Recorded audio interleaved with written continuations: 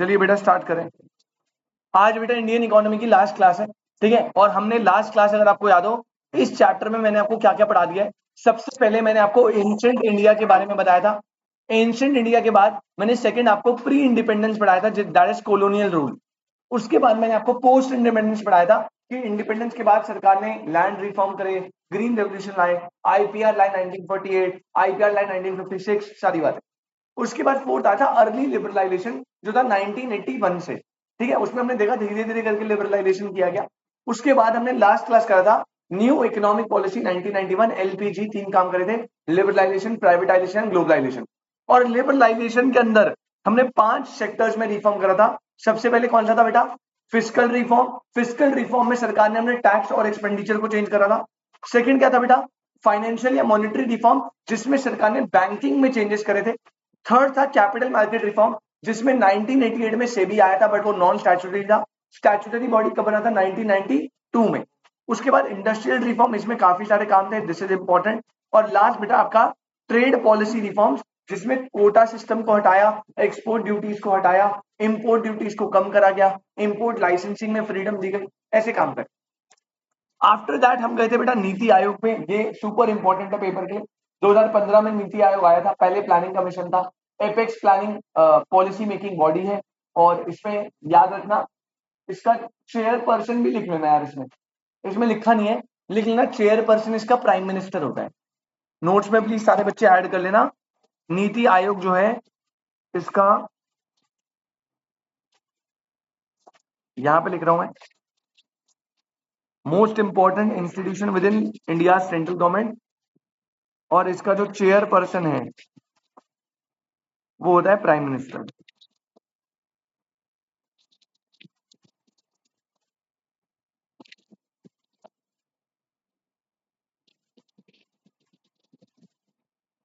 ठीक है। फिर हमने नीति आयोग के ऑब्जेक्टिव्स आपको बताए थे, 12 ऑब्जेक्टिव्स थे। और क्या क्या उन्होंने इनिशिएटिव लिए थे, ठीक है। इसमें से 2 इनिशिएटिव सबसे इंपॉर्टेंट है, याद रखना। एक शून्य कैंपेन और एक ई अमृत, दोनों रिलेटेड टू इलेक्ट्रिक व्हीकल थे। ये वाले क्वेश्चन आते हैं, इसलिए आपको बता रहा हूं। अब यहाँ पे बेटा हमारा सारा काम जो है खत्म हो गया, चैप्टर का एक फेज हो गया डन। अब इस चैप्टर का लास्ट फेज बचा है, और वो है इंडिया में जो currently primary, secondary, tertiary sector चल रहा है उसके बारे में इंफॉर्मेशन, ठीक है। तो हम जो है, आप हेडिंग डाल लेना, जो आपकी हेडिंग है वो है current state of Indian economy. Heading है बेटा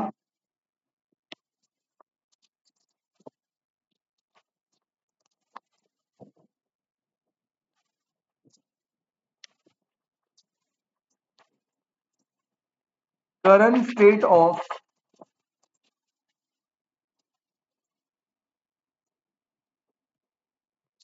इंडियन इकोनॉमी। इसमें आपको 3 सेक्टर्स पढ़ने, प्राइमरी, सेकेंडरी, टर्शरी। सबसे पहले हम हेडिंग डाले पॉइंट नंबर 1।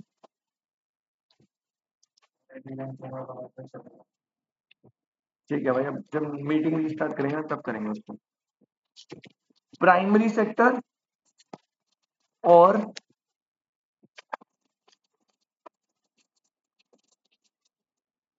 एग्रीकल्चर सेक्टर, जो भी आप इसे बोलो। अब हम इसमें देखने वाले बेटा प्राइमरी सेक्टर के बारे में कुछ इंपॉर्टेंट डेटा।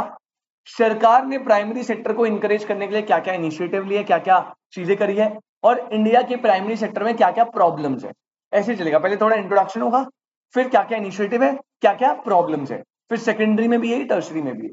ठीक है, टर्शरी तो 5 मिनट का है, मेन प्राइमरी और सेकेंडरी है थोड़े से जो बड़े। क्लियर है? स्टार्ट करें फटाफट। चलो, डेटा है बस, और ज्यादा कुछ है नहीं। लिखना स्टार्ट करेंगे बेटा, पॉइंट नंबर 1 प्राइमरी सेक्टर के अंदर लिखना स्टार्ट करेंगे। पहला पॉइंट लिखना, largest source of livelihood. Largest source of livelihood. Star banana, paper में क्वेश्चन आया वैसे, पेपर में नहीं, सॉरी पेपर में कह रहा हूं, लास्ट ईयर की जो एमटीपी आरटीपी थी उसमें क्वेश्चन था largest source of livelihood. Question क्या था? ब्रैकेट में इसमें लिख लेना, बेटा 47% of India's population is directly dependent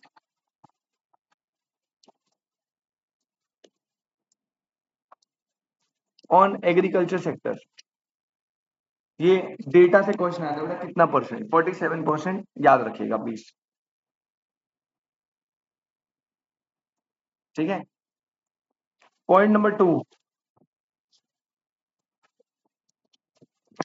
India जो है, इंडिया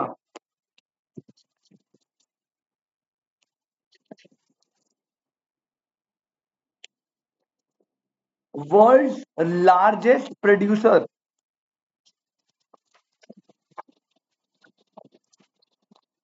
वर्ल्ड लार्जेस्ट प्रोड्यूसर किस किस का बेटा? Of milk, pulses, jute and spices. Point number 2 के ऊपर कोई और हेडिंग भी है? नहीं भाई, नहीं है यार, ये रहा, यहां से स्टार्ट हुआ है जो भी है, इससे पहले कुछ नहीं कर रहा है। Point number 3,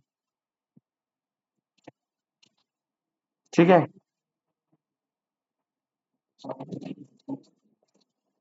largest area planted. बेटा कीवर्ड देख लेना, अगर लार्जेस्ट प्रोड्यूसर बोलेगा तो ये मिल्क, जू, पल्सेस वल्सेस लिखना है। अगर लार्जेस्ट एरिया प्लांटेड बोला तो वो लिखो लार्जेस्ट एरिया प्लांटेड इंडिया में क्या क्या हुआ। अंडर वीट हमारे यहाँ सबसे ज्यादा प्लांट होता है, राइस सबसे ज्यादा प्लांट होता है, and cotton. Point number 4, India जो है वो सेकंड लार्जेस्ट प्रोड्यूसर है of fruits, vegetables, tea, farm fish,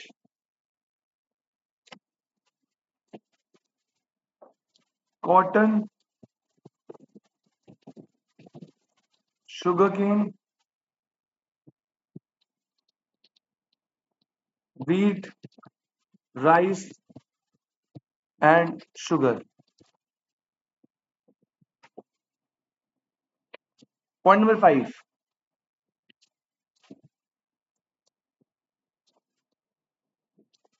Indian food and grocery market,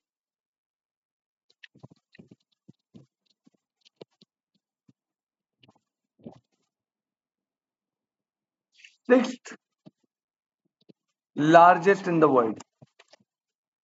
ठीक है, ये भाई थोड़ी रैंक्स है, लार्जेस्ट प्रोड्यूसर है इनका, सेकंड लार्जेस्ट एरिया प्लांटेड है इनका, सेकंड लार्जेस्ट प्रोड्यूसर है इनका, और फूड एंड ग्रोसरी में सिक्स लार्जेस्ट है। डेटा में सिर्फ उतना ही लिखवा रहा हूं जो पेपर ओरिएंटेड है, बाकी फालतू काट दिया था। ठीक है, बुक में काफी सारा है बट मैंने उतना लिखवाया जितना थोड़ा आप याद भी कर पाओ, इजी भी रहे आपको।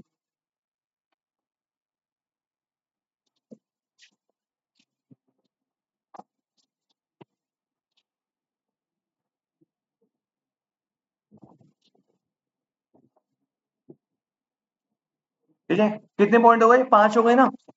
पॉइंट नंबर 6 डालना।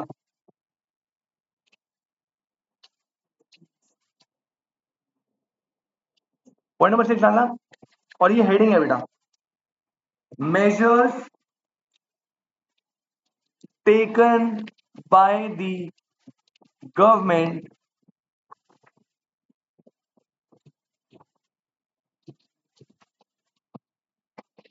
To encourage primary sector. हमारी इंडियन गवर्नमेंट ने क्या क्या मेजर्स लिए हैं ताकि वो प्राइमरी सेक्टर को एनकरेज कर पाए। ठीक है,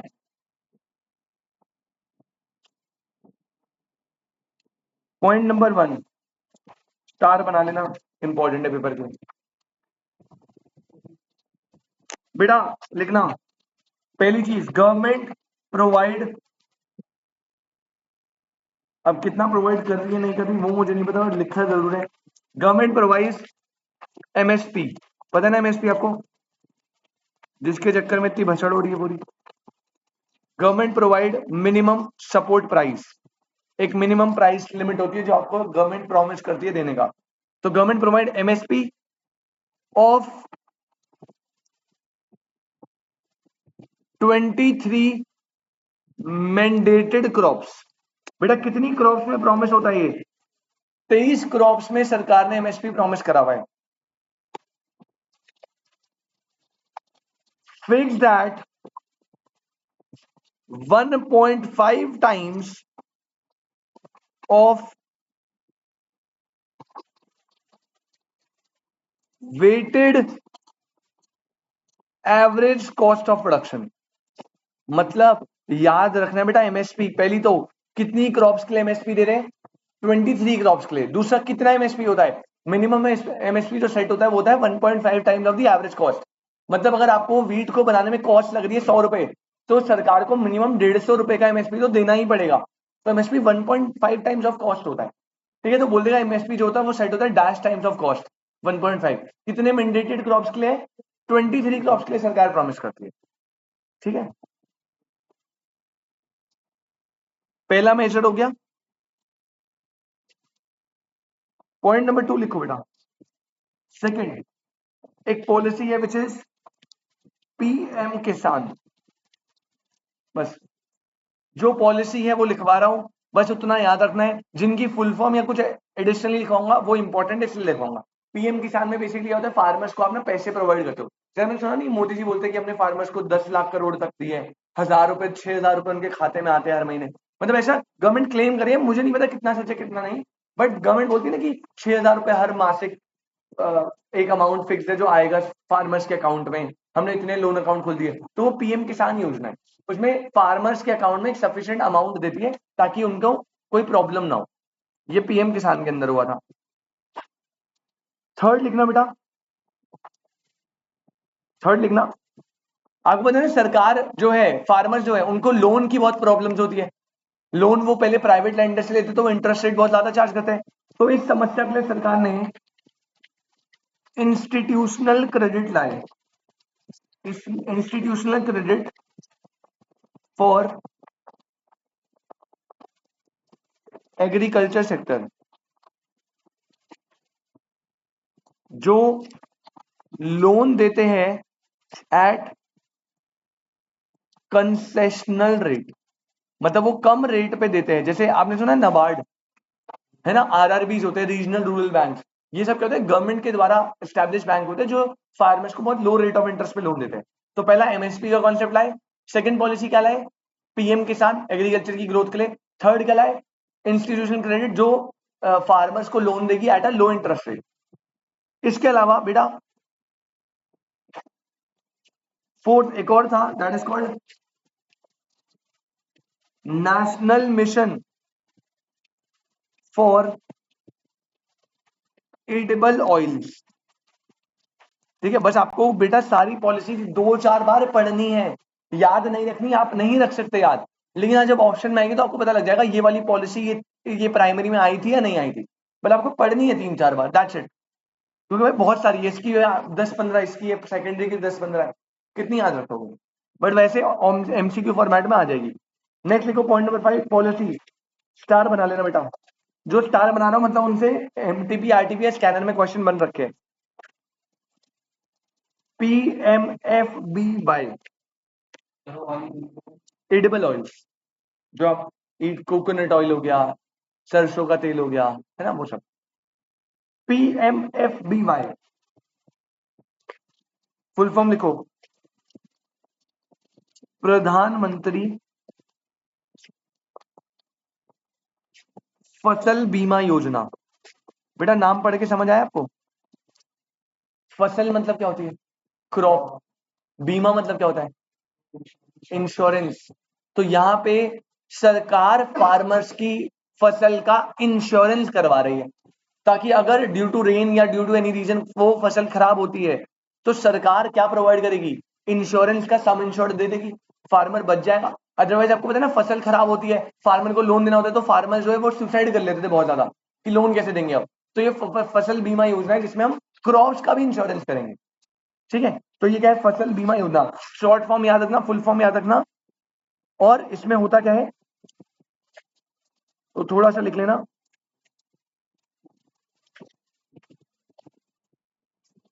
N insurance scheme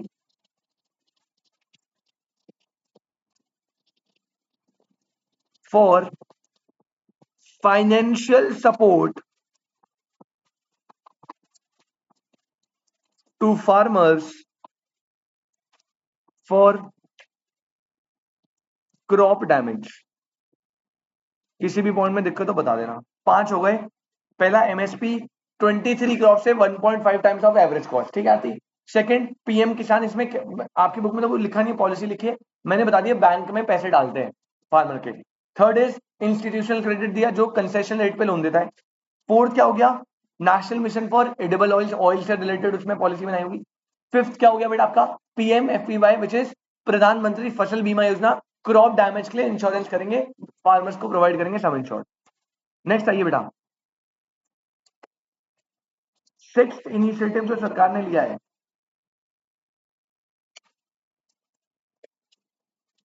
MIDH. MIDH stand for what,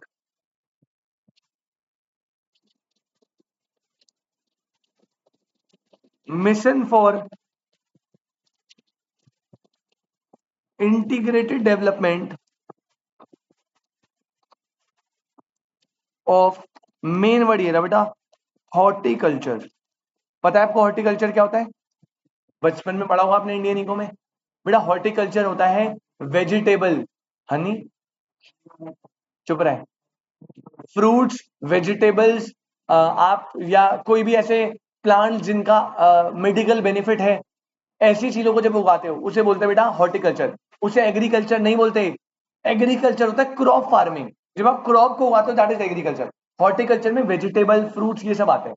ठीक है, तो इस एमआईडीएच में आप किसकी डेवलपमेंट करोगे, हॉर्टिकल्चर, मतलब आप प्रमोट करोगे वेजिटेबल फ्रूट्स को उगाना, ये सब चीजें। नेक्स्ट देखेंगे बेटा,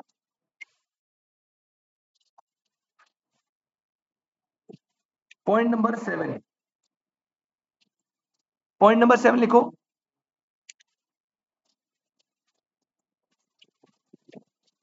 सॉइल हेल्थ कार्ड्स। ये एक पॉलिसी आई। अब इसमें सॉइल की जो फर्टिलिटी है, क्वालिटी है, उसकी हेल्थ को चेक करेंगे, बताएंगे फार्मर्स को क्या कमी है क्या नहीं। नेक्स्ट है बेटा PKVY, soil health cards, PKVY which is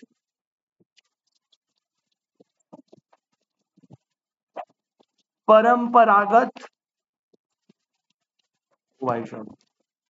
कृषि विकास योजना। क्या किसी को पता है परंपरागत मतलब क्या होता है, परंपरागत, बेटा सुनो नहीं, परंपरा चल रही है, परंपरागत मतलब होता है ट्रेडिशनल। आप एक बात बताइए, हमारा जो एग्रीकल्चर है वो ट्रेडिशनली कैसे होता था, आप बताओ। Chemical fertilizers, pesticides, natural organic farming है ना, वो उस पर फोकस होता है। तो परंपरागत कृषि विकास योजना फोकस करता है किसपे, ऑर्गेनिक फार्मिंग। क्योंकि आपको पता है टाइम के साथ साथ जो लोग हैं वो हेल्थ कॉन्शियस हो रहे हैं, अब वो ज्यादा पे करने को मिलेंगे ऑर्गेनिक चीजों के लिए, है ना। तो यहाँ पे उसी की बात हो रही है बेटा। बेटा हेल्थ के बाद लिखा है कार्ड्स, कार्ड्स, परंपरागत कृषि विकास योजना, प्लीज इसे स्टार बना लीजिएगा। और इसमें इसमें क्या होता है लिख लो, हम सपोर्ट एंड प्रमोट करते हैं ऑर्गेनिक फार्मिंग, ताकि सॉइल की हेल्थ बढ़े, सॉइल डिग्रेडेशन ना हो, प्रॉब्लम ना हो कोई। PKVY, ठीक है। एक बार बेटा ऑनलाइन प्लीज मीटिंग रीजॉइन कर लो बच्चे सारे।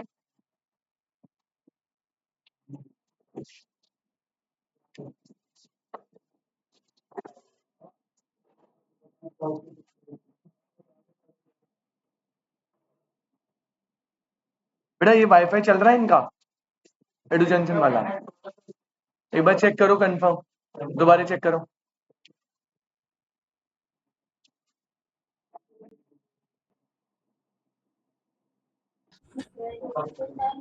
हाँ जी, तो बेटा 8 पॉलिसी हो गई PKVY, ऑर्गेनिक फार्मिंग प्रमोट कर रही है।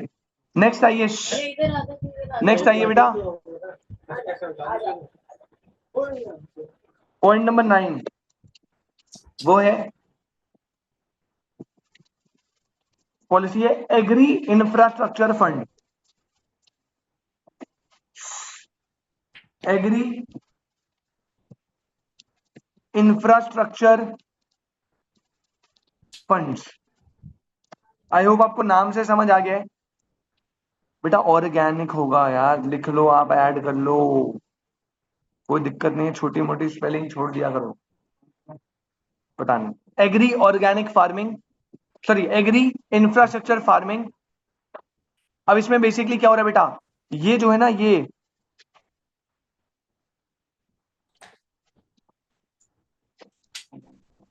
Long term oblique medium term debt देते हैं, और इनका पर्पस होता है एग्रीकल्चर के इंफ्रास्ट्रक्चर को इंक्रीज करना। Agri infrastructure farming.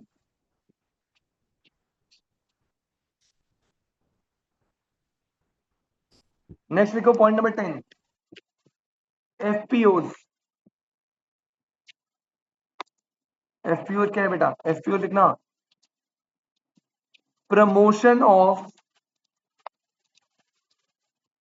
Food producer organisation, food producers organisation for better income of farmer.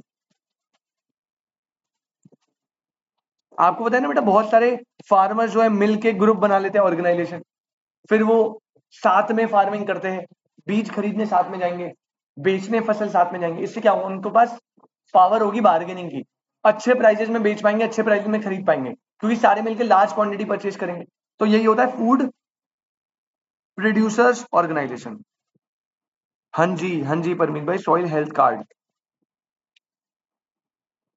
ठीक है। 10, इसके बाद देखो पॉइंट नंबर 11, स्टार बना लेना बेटा 11 को, PDMC, which stands for पर ड्रॉप मोर क्रॉप। ये भी एक पॉलिसी है, पर ड्रॉप मोर क्रॉप। इसका मतलब क्या है, इसमें ना गवर्नमेंट फोकस करती है इरिगेशन फैसिलिटी में। अब आपको पता है ना, अगर आप नॉर्मल पानी लगाओगे खेतों में तो कितना एरिया वेस्ट होता है, कितना पानी वेस्ट होता है। मतलब जगह अगर मैं नॉर्मल पाइप लगाऊं और पाइप डाल दूं, या जनरली आपको पता होगा बाढ़ काटते हैं, सुना है बाढ़ काटते हैं कैसे। आप क्या करते हो, जैसे हमारे गांव में खेत है, तो ट्रेडिशनली हम कैसे करते हैं, हमारी ये नहर है, ठीक है, इससे पानी जा रहा होता है, नदी है पीछे, नदी से पानी निकल रहा है। अब यहां से हम क्या करते हैं, हम अपनी यहां से ब्रेक करेंगे इसे, और अपनी सॉइल में ना एक थोड़ा मिट्टी से ही मिट्टी उठा उठा के एक बाउंड्री बना देंगे, तो वो पानी यहां से फ्लो करेगा। ऐसे एक यहां से बना देंगे, यहां से फ्लो करेगा। अब इसमें प्रॉब्लम क्या है बेटा, जब आप यहां से पानी को फ्लो करवाओगे, तो जो बीच वाला एरिया है, हो सकता है पानी वहां तक पहुंचे ही ना, यहाँ की मिट्टी तक तो पहुंच जाए, इधर की मिट्टी पहुंच जाए, होता है ना ऐसे प्रॉब्लम। तो इसमें क्या होता है, पानी ज्यादा लगता है और इरिगेशन इतनी अच्छे से हो नहीं पाती। तो सरकार ने बोला यार पानी को सेव करिए आप पता है क्या करो, जैसे नई स्कीम क्या है, स्प्रिंकलर सिस्टम। पता है ना आपको, स्प्रिंकलर लग जाते हैं इधर इधर इधर इधर। अब वो क्या करते हैं, वो कुछ नहीं करना, उनको दोबारा पानी नहीं, उसको एक टाइम लिमिट पे सेट कर दो, उस टाइम पे वो अपने आप बाहर आता है स्प्रिंकलर, और पूरा इवनली तरीके से हर रोटेट होके, पहले लार्ज स्केल में, फिर धीरे धीरे कम होते होते होते हर जगह पे रेडियस पे पानी डाल देते हैं, पानी यूज होता है कम, और हर जगह इवन पानी गया होता है। ऐसा होता है ना, तो यही ऐसे सिस्टम्स को बोलते हैं इस पॉलिसी के अंदर, पर drop more drop sprinkler system होता है। और भी टेक्निक्स होती है जो सरकार यूज करती है, जिससे पानी कम यूज होता है और बेटर प्रोडक्शन होती है। I hope this is clear. बस, तो ये इरिगेशन फैसिलिटीज को इंप्रूव करने के लिए बेसिकली आपको इतना समझना है बस।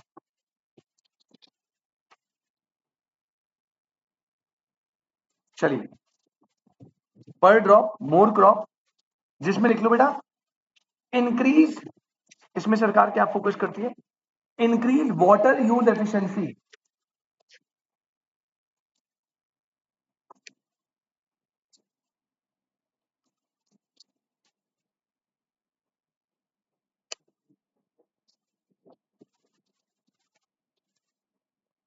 increase water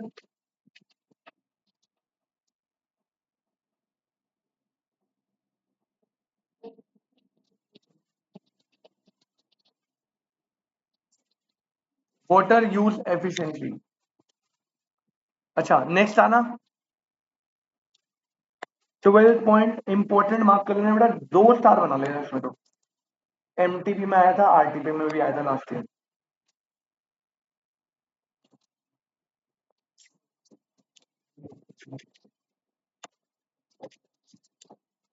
ट्वेल्थ पॉइंट ये पॉलिसी बेटा ई नैम याद रखना क्या होता है। ये क्या है? Pan India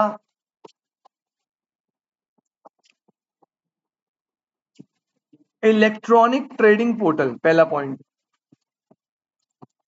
pan India electronic trading portal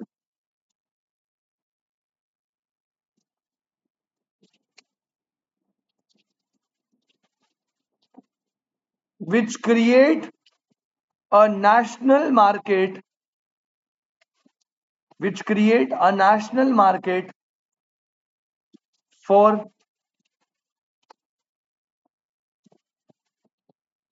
agriculture commodities।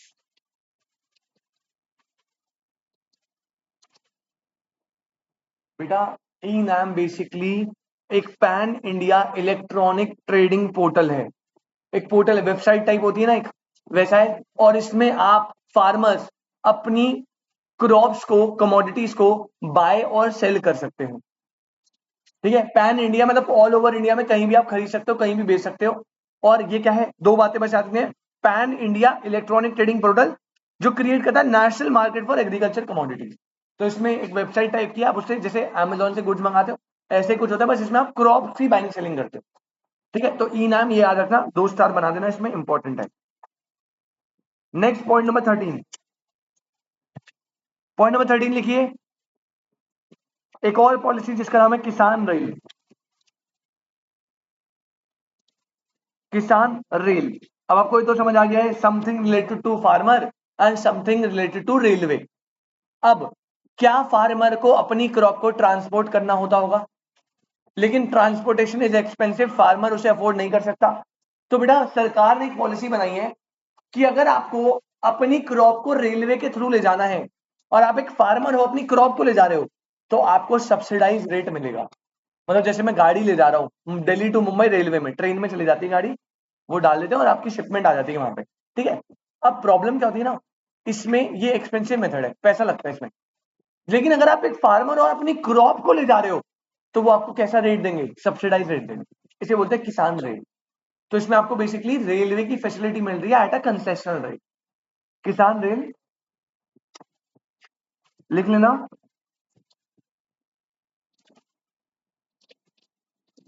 Improves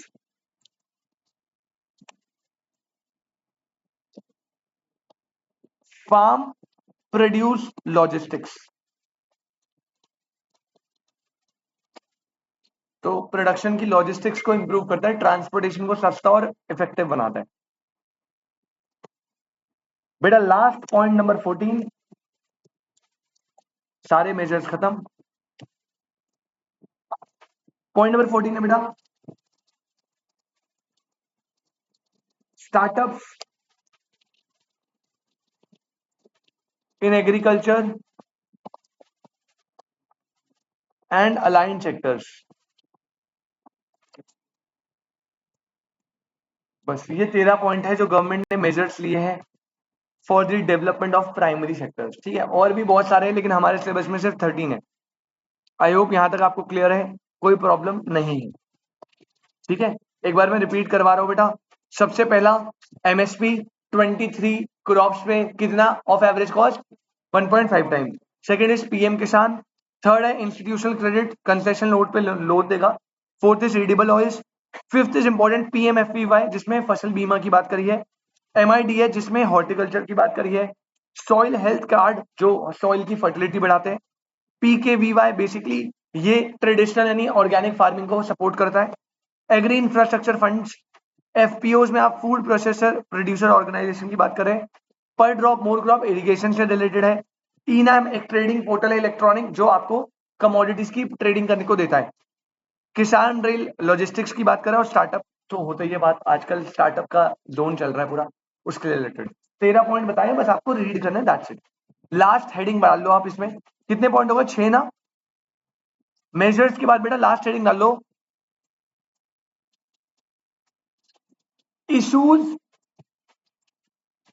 इन इंडियन प्राइमरी सेक्टर। सरकार अपनी तरफ से हर वो कोशिश कर रही है ताकि एग्रीकल्चर सेक्टर, प्राइमरी सेक्टर की ग्रोथ हो, लेकिन आरती जी इसके बावजूद इंडिया के प्राइमरी सेक्टर में बहुत ज्यादा इश्यूज है, तो हम वही इश्यूज को स्टडी करते हैं। तो अब हेडिंग डालो, issues in India's primary sector.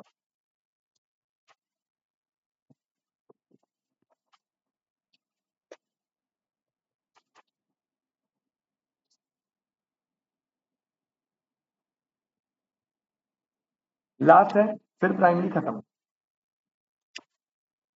थोड़े से इश्यूज ज्यादा नहीं।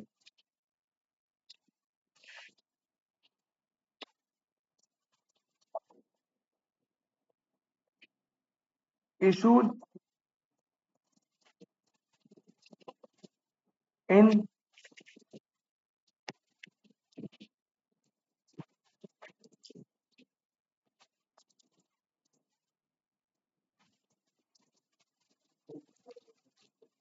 India's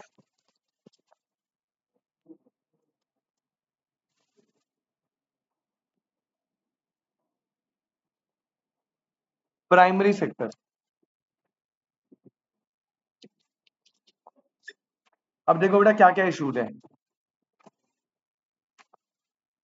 issue number 1,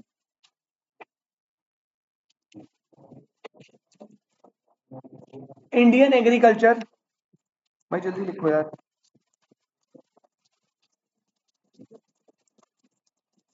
Indian agriculture जो है dominated by small and medium farmers. ठीक है, ये सारा एक ही पॉइंट चल रहा है अभी।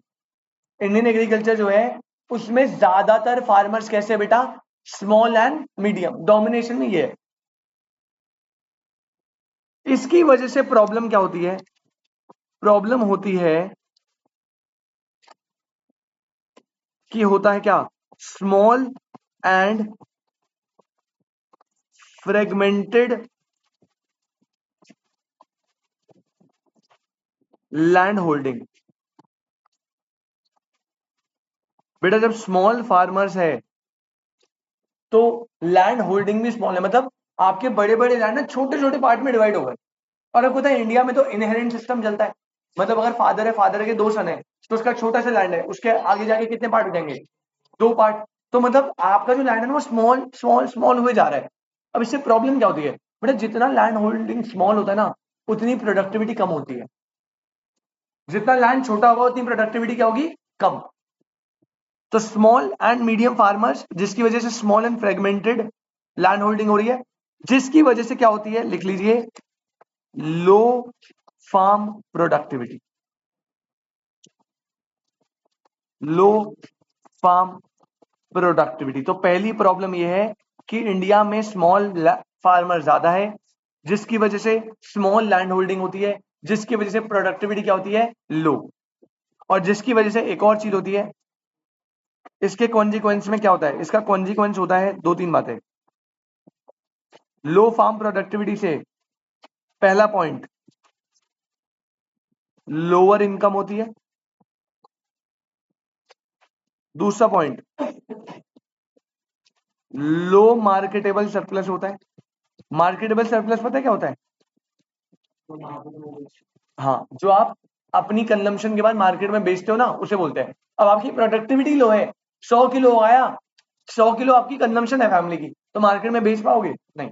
तो पहली प्रॉब्लम, इंडिया में स्मॉल फार्मर है जिनकी लैंड होल्डिंग स्मॉल है, तो उनकी प्रोडक्टिविटी क्या होती है, कम। उसकी वजह से उनकी इनकम कम होती है, मार्केटेबल सरप्लस कम होता है, और दैट्स इट, बस। चलो, पहला पॉइंट यही है बस।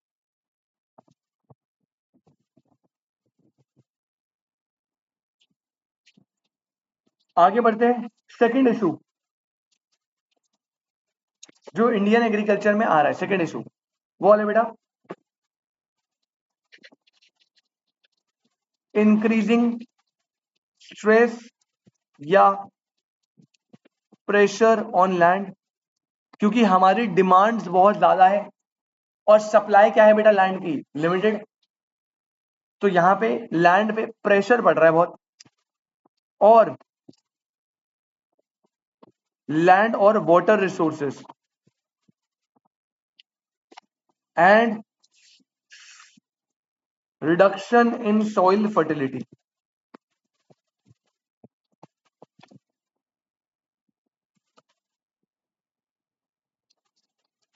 And land degradation. लैंड खराब हो रहे हैं, सॉइल की फर्टिलिटी कम हो रही है, लैंड पे प्रेशर पड़ रहा है बहुत ज्यादा सब डिमांड का। तो ये सारी प्रॉब्लम हमारी ये भी है। Third,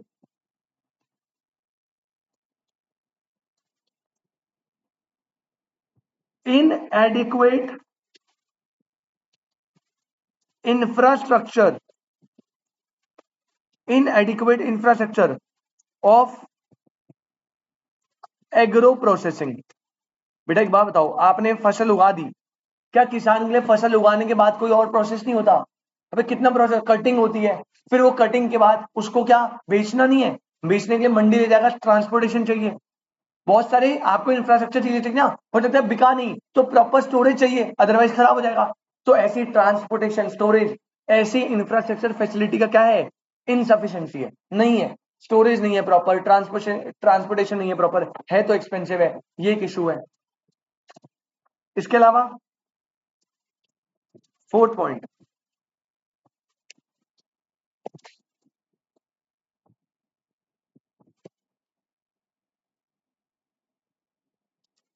agricultural diversification, agricultural diversification बेटा इसमें भी लैक है। मतलब हम ना डाइवर्सिफाई नहीं कर पा रहे अपने एग्रीकल्चर को, हम वही पुरानी चीजें, मतलब वीट राइस ये इन्हीं पे फोकस कर रहे हैं। तो हमें थोड़ा और चीजें डाइवर्सिफाइड करनी चाहिए, और क्रॉप्स प्रोडक्शन स्टार्ट करना चाहिए। जितनी डाइवर्सिटी होगी उतने ज्यादा प्रॉफिट्स अर्न होने के चांस होंगे। वो जो कॉटन जूट अब हम उगाने लग गए, वो भी ब्रिटिशर्स ने हमसे उगाया था कैश क्रॉप, तो हम उगा रहे हैं। अदरवाइज वो नहीं आते तो आज भी हम वीट राइस ही उगा रहे होते, पहले हम यही उगाते थे बस। तो डाइवर्सिफिकेशन का प्रॉब्लम है। नेक्स्ट लिखो, इनएडिक्वेट adoption of environmentally sustainable methods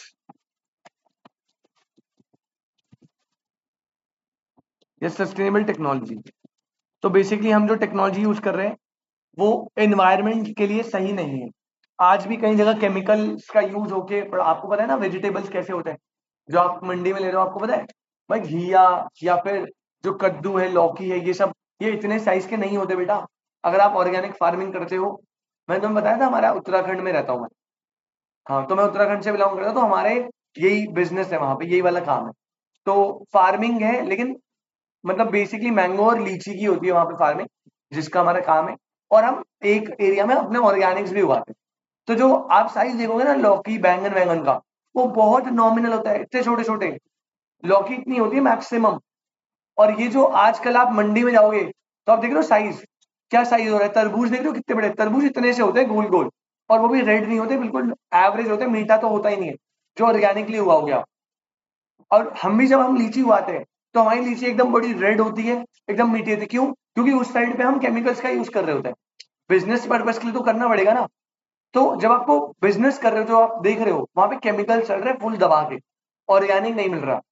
तो यहाँ पे हम वही मेथड यूज करें जो इन्वायरमेंटल के हार्म है, सॉइल हार्म होगी उससे, जो खा रहे हैं उसकी हेल्थ हार्म होगी, बहुत चीजें। इनएडिक्वेट adoption of environmental sustainable technology. और क्या बेटा, नेक्स्ट लिखो।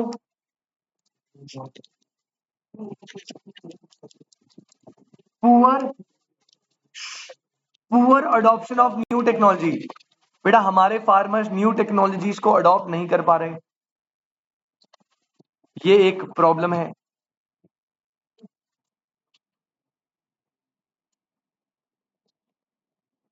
Seventh, complexity. अरे भाई शांत।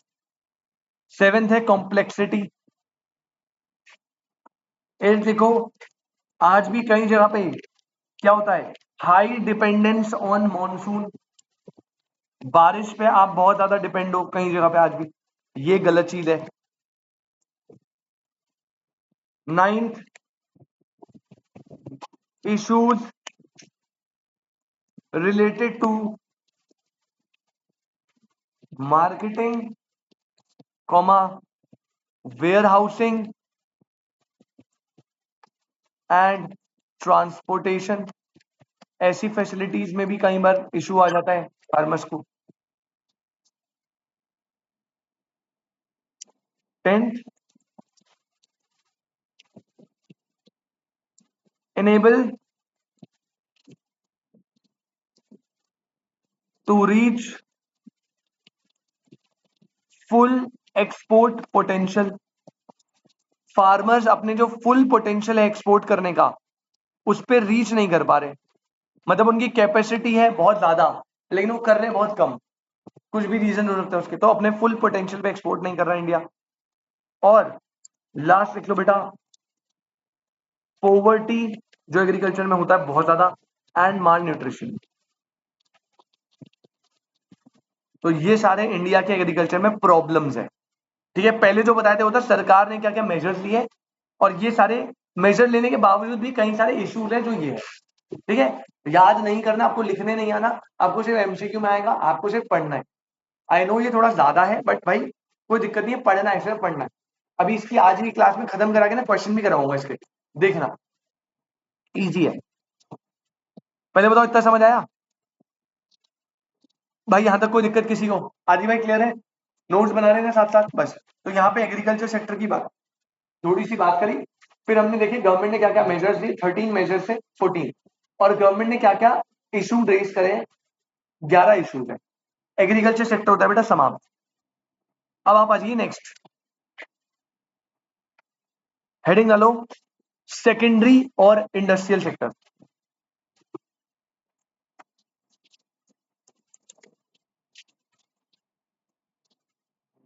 हेडिंग डालेंगे सारे बच्चे, सेकेंडरी और industrial sector.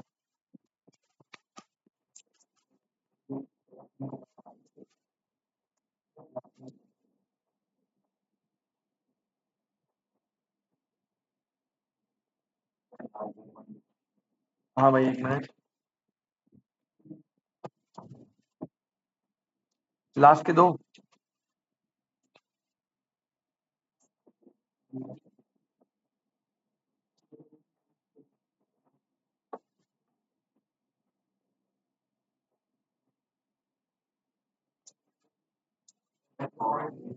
Poverty and mall nutrition, कुपोषण।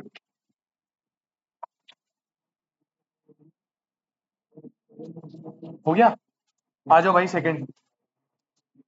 बस बस बेटा बातें मत करो यार, जल्दी बातें नहीं करनी, खत्म करना है आज अपने को ये। सेकंड डालो, सेकेंडरी और इंडस्ट्रियल सेक्टर। ऐसा कोई टेक्निकलिटी नहीं है जो मुझे समझानी है, बस बेसिक बेसिक बात है। अब इसमें से ना दो जगह है वैसे जहां से क्वेश्चन बन रहा है बहुत बार। एमटीपी आरटीपी स्कैनर बार बार रिपीट हो रहा था क्वेश्चन, मैं मार्क कर दूंगा। लिखना स्टार्ट करो भाई। सबसे पहले तो इंट्रोडक्शन लेंगे बेसिक। चलो भाई, point number 1, industrial sector holds a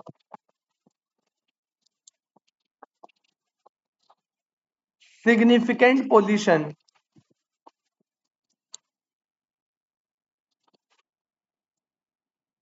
in contributing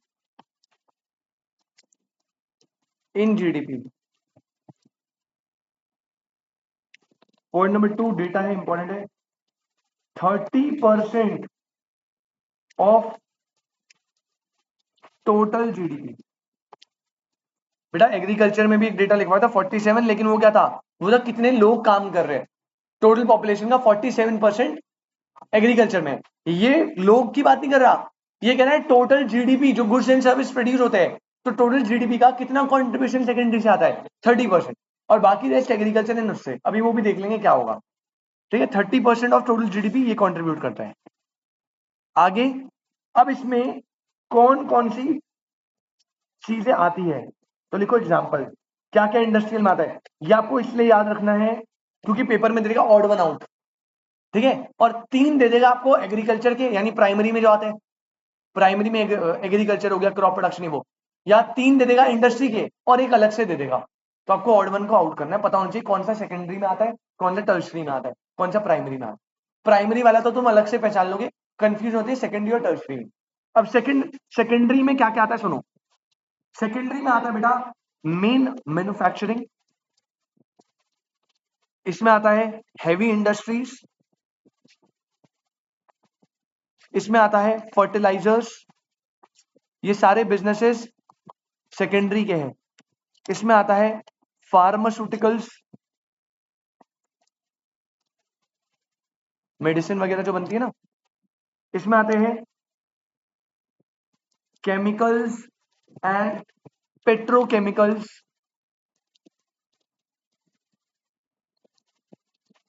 oil and natural gas, comma food processing, food producing नहीं है, फूड प्रोसेसिंग। इसमें आती है mining,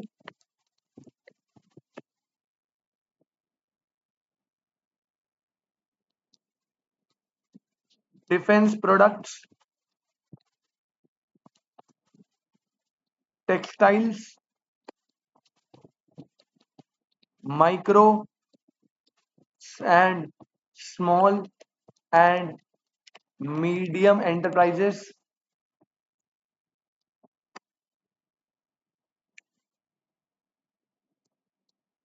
cottage industries and tourism.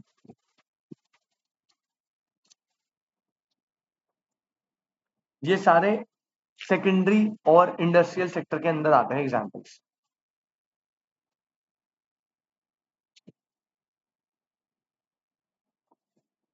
ठीक है जी।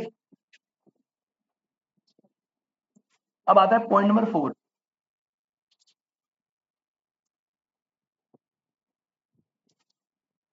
बेटा आपको याद है पूरे बैंकिंग सिस्टम में एपेक्स बॉडी कौन होती है, आरबीआई।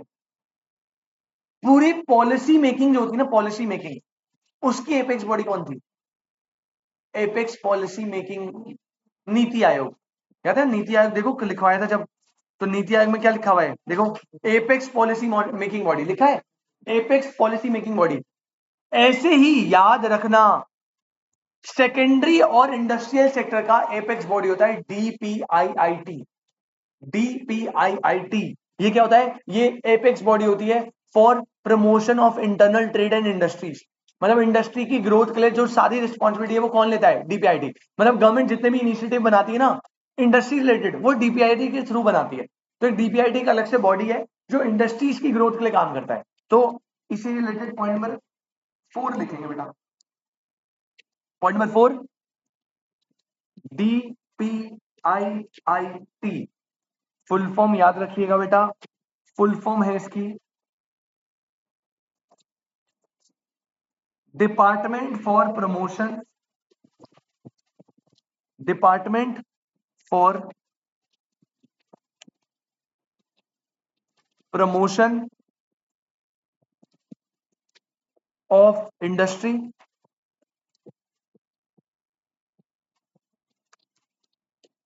एंड इंटरनल ट्रेड,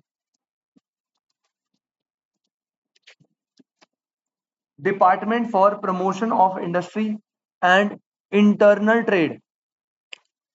अब ये डीपीआईआईटी का क्या काम होता है इसमें लिखना, पहला फॉर्मुलेशन ऑफ इंडस्ट्रियल पॉलिसी, जितनी भी इंडस्ट्री रिलेटेड पॉलिसी है ये फॉर्म करती है डीपीआईटी। सेकंड बेटा फॉर्म करना नहीं, सिर्फ इम्प्लीमेंटेशन भी इसी का काम है, तो इम्प्लीमेंटेशन ऑफ इंडस्ट्रियल पॉलिसी यही करेगी। थर्ड एक और काम है, ये बनाती है स्ट्रैटेजीज फॉर इंडस्ट्रियल डेवलपमेंट। ये क्या बनाती है बेटा, स्ट्रैटेजीज फॉर इंडस्ट्रियल डेवलपमेंट, मतलब इंडस्ट्रियल पॉलिसी फॉर्म करेगी, उन्हें इंप्लीमेंट करेगी और इंडस्ट्री की डेवलपमेंट के लिए स्ट्रैटेजी बनाएगी। कौन, DPIIT, department for promotion of industry and internal trade. Online वाले बच्चे बेटा मीटिंग रीजॉइन करो जल्दी से।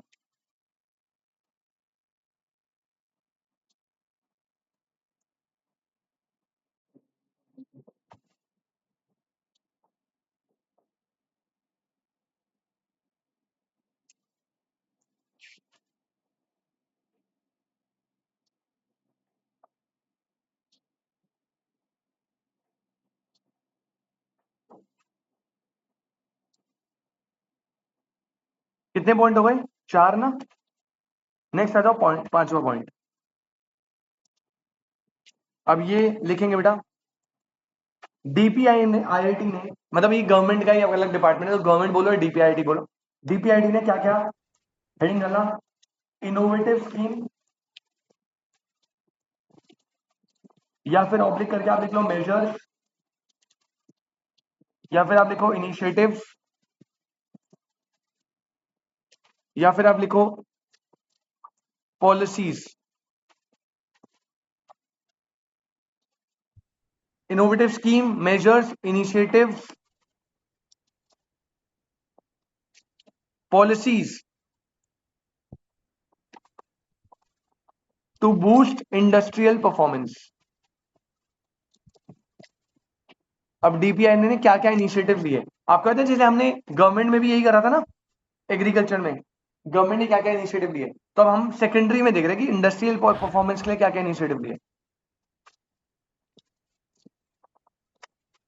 चलिए, फॉर ग्रोथ ऑफ इंडस्ट्रियल क्या क्या इनिशिएटिव है। नंबर 1 बेटा, सबसे पहले 1 जुलाई 2017 को आया goods and service tax, which is introduction of GST. बेटा जीएसटी भी डीपीआईटी लाएगी, तो इंट्रोडक्शन ऑफ जीएसटी पहला पॉइंट।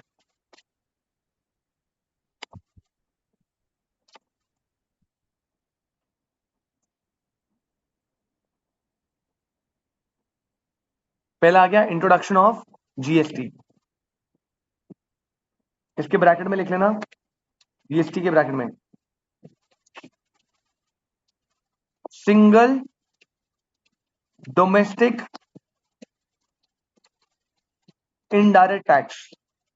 सिंगल डोमेस्टिक इससे बोलते हो बेटा क्योंकि काफी सारे टैक्सेस हट के ये अकेला जीएसटी है। वैट हट गया, एक्साइज हट गया, कहीं कहीं जगह पे CST, VAT, value added tax, मतलब काफी सारी चीज, सीवीडी, एसएडी, इतने सारे टैक्सेस लगते थे पहले, वो सारे हट के अब जीएसटी लग गया। और जो एक्साइज और कस्टम्स अभी भी कहीं कहीं जगह पे है, जैसे पेट्रोल एंड सिगरेट वगैरह, उनमें अभी भी जीएसटी नहीं लगा, बट फ्यूचर में लग जाएगा तो ठीक है। बट काफी सारे टैक्सेस कम करके एक सिंगल टैक्स आया। दूसरा point, for the growth of industry, बेटा हमने क्या करा, गवर्नमेंट ने करा रिडक्शन ऑफ कॉर्पोरेट टैक्स। जो कंपनीज पे टैक्स लगता था कॉर्पोरेट टैक्स, उसे क्या कर दिया, रिड्यूस।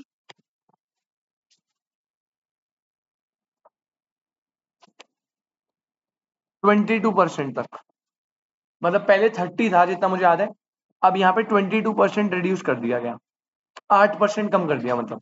तो इससे इंडस्ट्री प्रमोट होगी, एनकरेज होगी कि भाई कम टैक्स देना पड़ रहा है।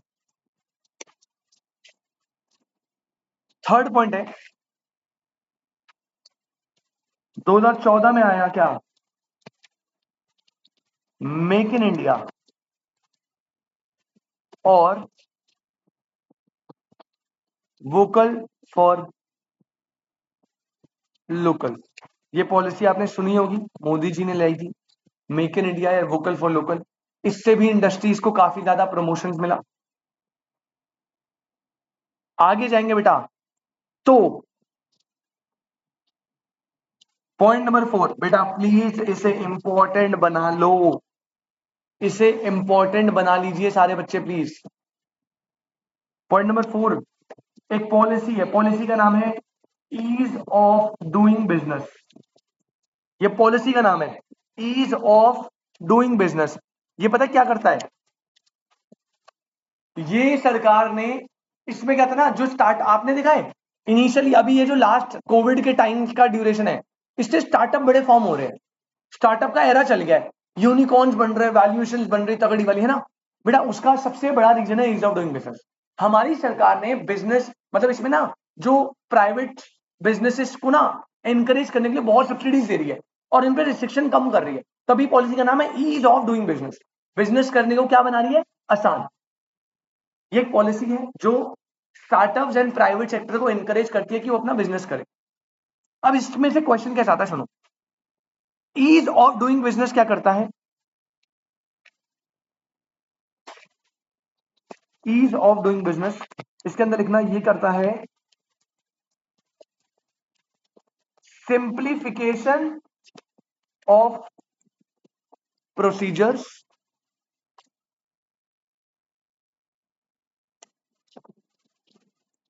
प्रोसीजर्स को क्या बना देता है बेटा, सिंपल, पहला काम। दूसरा, रैशनलाइजेशन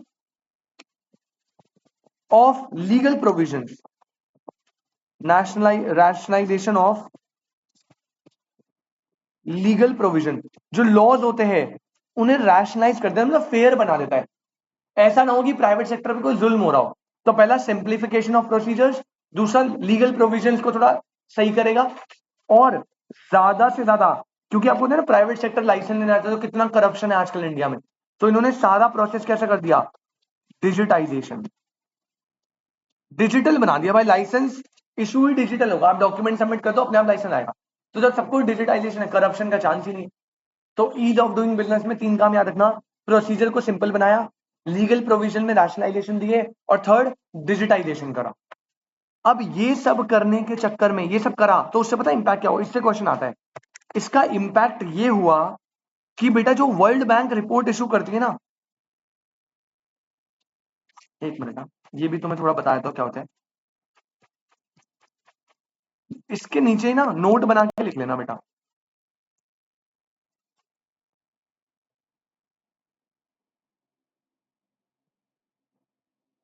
इसी के नीचे नोट बना के लिख लेना।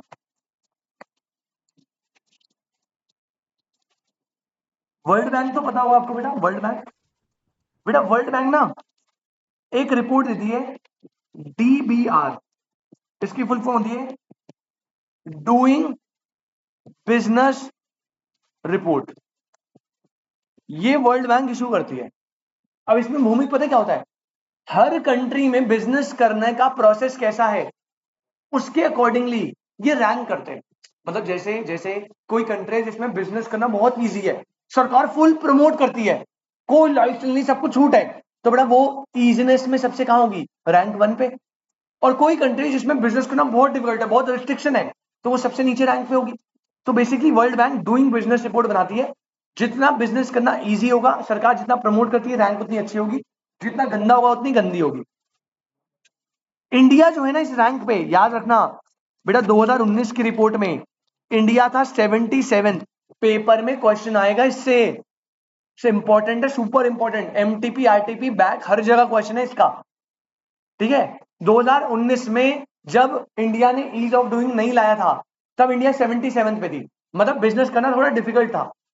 लेकिन ये कन्वर्ट होके बेटा 2020 में 69th रैंक पे आ गया। मतलब हमने ग्रोथ करी, इंडिया में बिजनेस करना इजी हो गया। अब इस डेटा से क्वेश्चन आएगा, पहले बता रहा हूं। वो बोलेगा ईज ऑफ डूइंग बिजनेस से हमारी रैंक आ गई डैश टू डैश 77 टू 69। दूसरी चीज वो ऐसे ही बोल सकता है कि इंडिया जो है एज पर वर्ल्ड बैंक की रिपोर्ट में, डीबीआर रिपोर्ट में 63 रैंक पे था, सॉरी 69 रैंक पे था इन द ईयर डैश। कौन से ईयर में? विद 2020। ईयर भी याद रखना, रैंक भी याद रखना। और रैंक किसने दी है? वर्ल्ड बैंक की डीबीआर रिपोर्ट ने। किसने दी है? वर्ल्ड बैंक की। ये रैंक इंप्रूव हुई थी कि किस पॉलिसी की वजह से? Ease of doing business policy की वजह से। बेटा स्टार बना के इंपॉर्टेंट कर लेना, फोर्थ वाले को पहले बता रहा हूं। नेक्स्ट आ जाओ। पहला जीएसटी लाए, दूसरा रेट को कम करा टैक्स के, मेक इन इंडिया लाए, चौथा ईज ऑफ डूइंग बिजनेस। इसके बाद नेक्स्ट आओ बेटा, पॉइंट नंबर 5। पर इसमें भी 10-12 पॉइंट है बस, दैट्स इट। उसके बाद इसके इश्यूज आएंगे। और टर्शरी सेक्टर लिटरली 5 मिनट्स का है, छोटा सा। फिफ्थ लिखो, पीएम गति शक्ति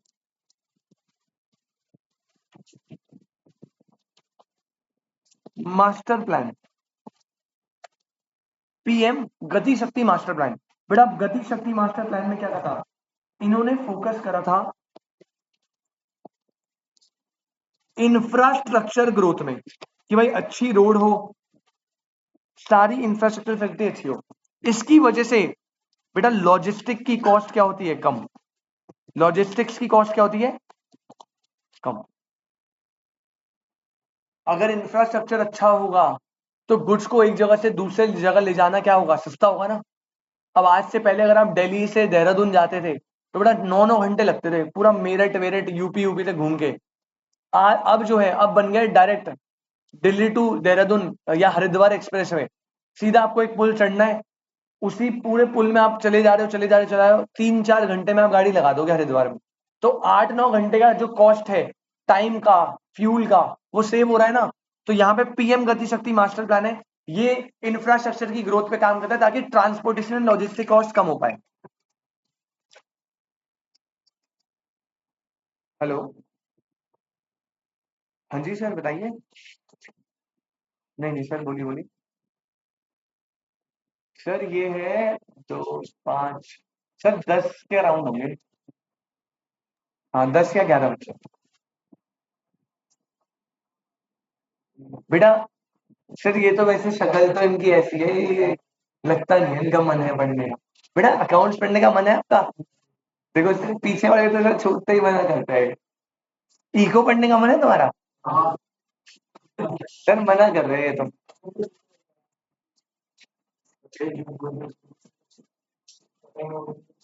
ठीक है sir, okay okay okay.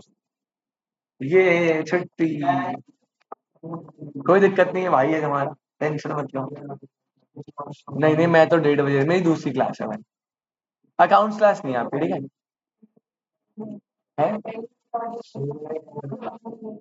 Online? अच्छा तुम दूर आ गए ना बहुत। कहाँ रहते तुम? तो पास है तो आ जाना है। मतलब ईगो की क्लास के लिए नहीं आ सकते तुम ऑफलाइन? बेइज्जती करते भाई ना। Thank you sir, keep it up. हाँ जी बेटा, ये तो सौरभ सर को बोलो ना, मेरे को क्या बोल रहे? चलो 6 पॉइंट आ जाओ। चलो बेटा 6 पॉइंट, 5 हो गए ना। छठा डालो बेटा। एक पॉलिसी है एनएलपी। अबे जल्दी करो यार, खत्म करना है अपने को आज ही। National logistics policy. इसका भी सेम है, मैं ऊपर वाला, इसका भी सेम है बेटा। लॉजिस्टिक की कॉस्ट को क्या करना है? कम। तो 5 और 6 कनेक्टेड हो गई थोड़ी। 5 हो गया, 6 हो गया।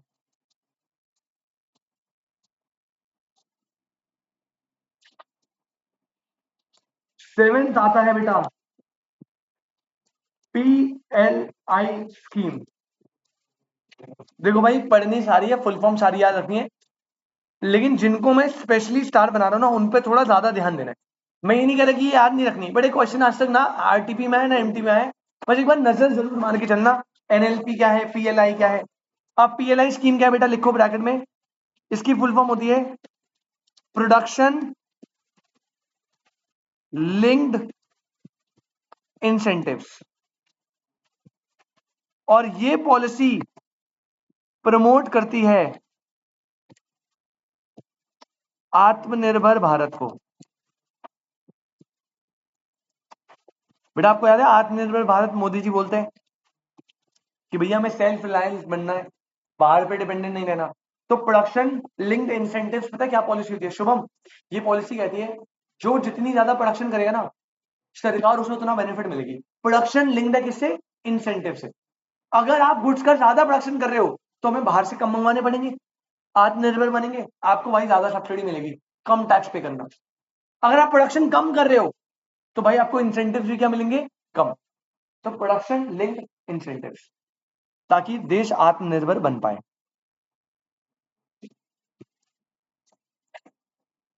बेटा नेक्स्ट पॉइंट नंबर 8, बेटा प्लीज इसे स्टार बना के इंपॉर्टेंट मार्क कर लीजिए, इंपॉर्टेंट मार्क कर लीजिए भाई। और ये है बेटा फेम इंडिया, पॉलिसी का नाम है फेम इंडिया।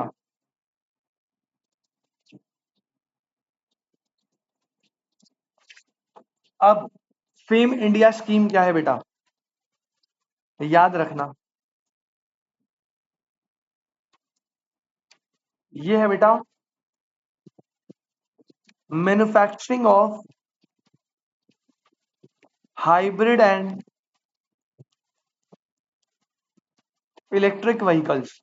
बेटा क्या आपको याद रहेगा, हमने 3 ईवी के ऊपर पढ़ लिए, 3, 2 तो नीति आयोग में पढ़े थे, शून्य कैंपेन था और एक ही अमृत था।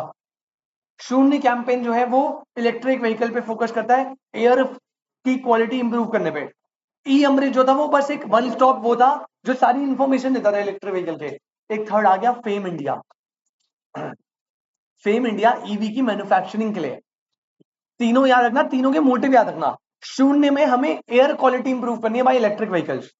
ई अमृत बस एक वन स्टॉप डेस्टिनेशन था इंफॉर्मेशन देने के लिए, और फेम इंडिया जो है वो मैन्युफैक्चरिंग पे ध्यान देता है।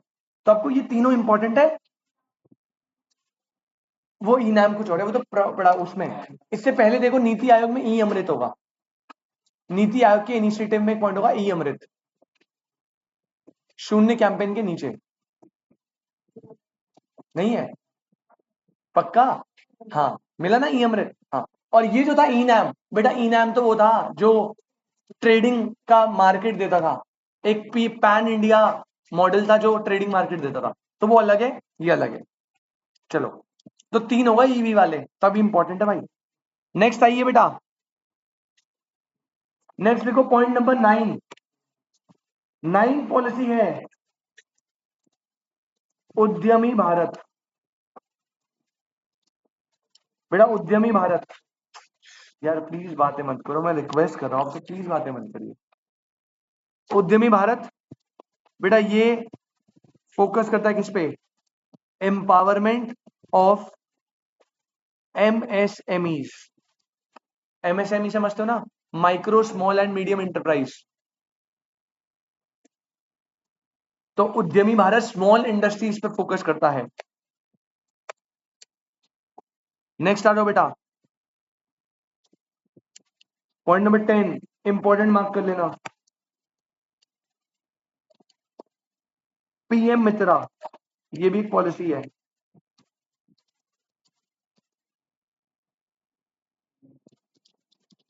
पीएम मित्रा की फुल फॉर्म क्या है? पीएम प्रधानमंत्री, मतलब mega integrated textile reason and apparel. बेटा आपको समझ आ गया किससे रिलेटेड है? टेक्सटाइल से, कपड़े होते हैं ना, उससे रिलेटेड है। तो ये टेक्सटाइल बिजनेस की ग्रोथ के लिए था। अपेरल ये नहीं आएगा।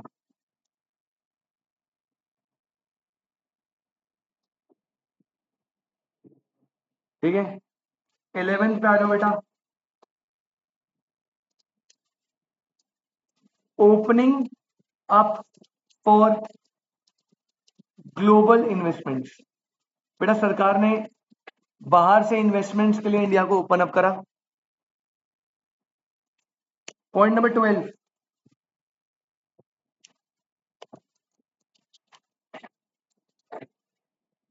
100% फॉरेन डायरेक्ट इन्वेस्टमेंट्स। बेटा फॉरेन डायरेक्ट इन्वेस्टमेंट, एफडीआई समझते हो आप लोग? जब बाहर से लोग इन्वेस्टमेंट करते हैं, जैसे इलॉन मस्क ने अपना टेस्ला की फैक्ट्री लगा ली, वो क्या है? वो एफडीआई है, फॉरेन डायरेक्ट इन्वेस्टमेंट। तो सरकार पहले ना एफडीआई की लिमिट्स कम रखती थी ताकि बाहर से लोग ना आए, उन्हें डर था कि भाई आए रूल ना करने लग जाए। तो अब सरकार को समझ आया कि नहीं नहीं भाई कोई दिक्कत नहीं है, हम एफडीआई को लिमिट को कितना करेंगे? 100%। तो फुल आप चाहो तो एफडीआई लगा सकते हो इंडिया में, लेकिन सेक्टर टू सेक्टर डिपेंड करता है। जैसे बैंकिंग में लिमिटेड है, कम है। इंश्योरेंस में आप पूरा नहीं लगा सकते, इंश्योरेंस में 74% है। ठीक है, तो डिपेंड करता है sector to sector. 100% FDI allowed है इन कोल एक्टिविटीज। बेटा कौन सी एक्टिविटीज में? कोल की माइनिंग और सेल्स होती है ना, उसमें 100% एफडीआई है। मतलब अगर कोई बाहर की कंपनी इंडिया में कोल की माइनिंग करना चाहती है तो वो 100% एफडीआई से आ सकती है बिना किसी प्रॉब्लम के। और वो भी याद रखना बेटा, ऑटोमेटिक रूट से। Automatic route. सर अब ये क्या होता है? बेटा दो टाइप के रूट होते हैं एफडीआई लगाने के, एक होता है गवर्नमेंट रूट, एक होता है ऑटोमेटिक रूट। कहीं कहीं सेक्टर्स पे सरकार ने ऑटोमेटिक लिया। ऑटोमेटिक मतलब विदाउट परमिशन, आपको कोई ऐसी परमिशन नहीं लेनी, सिर्फ एक बेसिक इन्फॉर्मेशन आपको मतलब बताना है कि हम भाई स्टार्ट कर रहे हैं, ये पैसे हैं, जो लाइसेंसिंग है थोड़ी बहुत ले ली, चले गए। एक होता है गवर्नमेंट रूट, जिसमें आपको पूरा पेपर वर्क फॉलो करना पड़ेगा, हर एक चीज के लिए सरकार से परमिशन लेनी पड़ेगी, अभी भी और फ्यूचर में भी। तो एफडीआई की लिमिट 100% कर दी कोल एक्टिविटीज में, और वो भी ऑटोमेटिक रूट से। तो ये एक इंकरेजमेंट है। नेक्स्ट, अगले दो जो आ रहे हैं 13 14, सुपर सुपर सुपर इंपॉर्टेंट। जितने बेटा वेरी इंपॉर्टेंट लगाने सब लगा लो। 13 और 14 से लास्ट अटेम्प्ट में क्वेश्चन आए, लास्ट अटेम्प्ट में, अभी जो मई जून वाले बच्चों ने पेपर दिया है। 13 very important.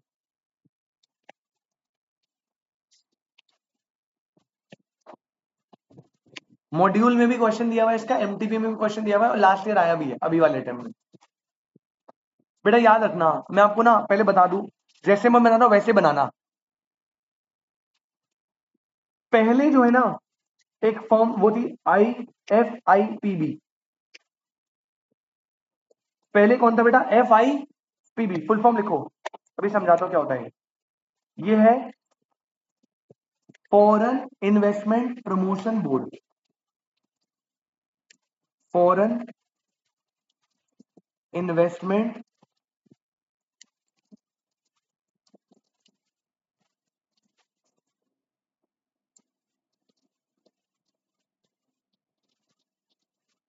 Promotion board, FIPB।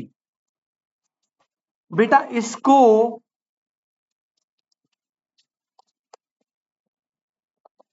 Abolish कर दिया मई 2017 में। अभी बताऊंगा ये होता क्या है। और इसकी जगह पर हम लेकर आए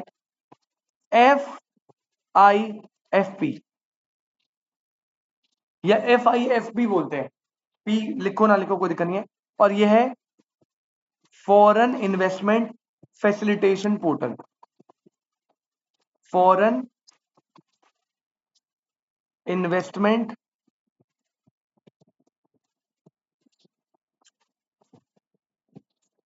फैसिलिटेशन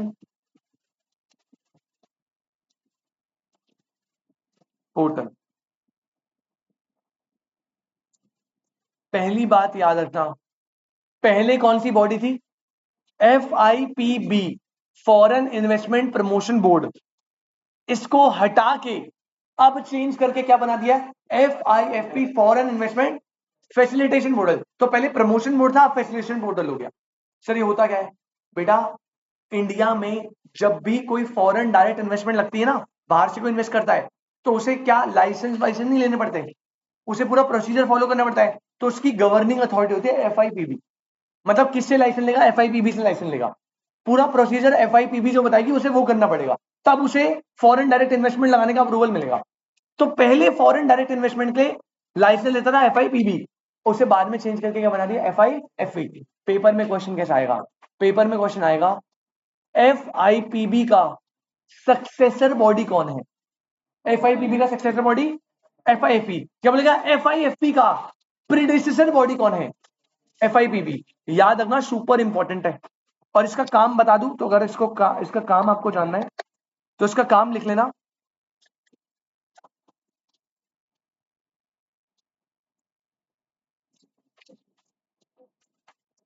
FIPB से FIFP पे 2017 में शिफ्ट करा गया है, और इन दोनों का ही काम जो है, काम तो सेम ही था, मतलब थोड़े बहुत पावर्स में चेंजेस आए थे, बट मेजर काम जो था बेटा इनका काम होता है FIPB का granting FDI approvals and simplify process.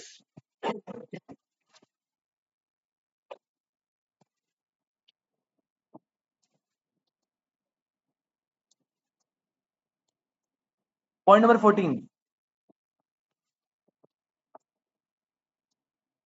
इसको भी कर लो, वेरी इंपॉर्टेंट, ये दोनों सेम नेचर के ये थोड़े। बेटा हमने क्या करा, दोबारा से MEIS इसको जो है रिप्लेस कर दिया। सर दैट मीन्स कि गवर्नमेंट रूट फॉलो होगा 13 पॉइंट में FDI के लिए। हाँ बेटा, गवर्नमेंट रूट के लिए, ऑटोमेटिक रूट में तो आपको कोई परमिशन लेनी नहीं है। जब गवर्नमेंट रूट के थ्रू आप जाते हो और आपको अप्रूवल लेना होता है तो आप FIPB से लेते हो अप्रूवल, तभी तो लिखा फॉरेन इन्वेस्टमेंट प्रमोशन बोर्ड। ये एक बोर्ड है, एक कमेटी है जो फॉरेन FDI लगेगी नहीं लगेगी, कितनी लगेगी, कौन लगाएगा, कितना लगाएगा, वो सब डिसाइड करता है। और ये इसको हमने अब चेंज करके अबॉलिश करके FIFP बना दिया। सेम बेटा MEIS को हमने रिप्लेस करा इन द ईयर 2021 और इसे बना दिया RODTEP। ओ स्मॉल है, RODTEP।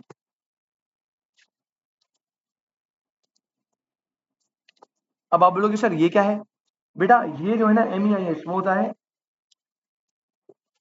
Merchandise exports from India scheme, MEIS। और ये है रेमिशन of duties and taxes on export products. बेटा आपको याद है मैंने ट्रेड वाले उसमें बताया था, इंडिया में ना क्या एक्सपोर्ट ड्यूटी लगती है, एक्सपोर्ट ड्यूटी आपको याद है पहले लगती थी, एक्सपोर्ट ड्यूटी को हमने रिमूव कर दिया और इंपोर्ट ड्यूटी को रिड्यूस करा था। अगर आपको याद हो तो ट्रेड एंड इन्वेस्टमेंट में बताया था, मैं एक बार दिखा भी देता हूं। ये ट्रेड एंड इन्वेस्टमेंट आप देखो, पहला कोटा सिस्टम को हटा दिया था, थर्ड पढ़ना, third reduction and simplification of tariff on imports, और लास्ट पढ़ना एक्सपोर्ट ड्यूटीज वर रिमूव। बेटा ये इसी के लिए पॉलिसी है।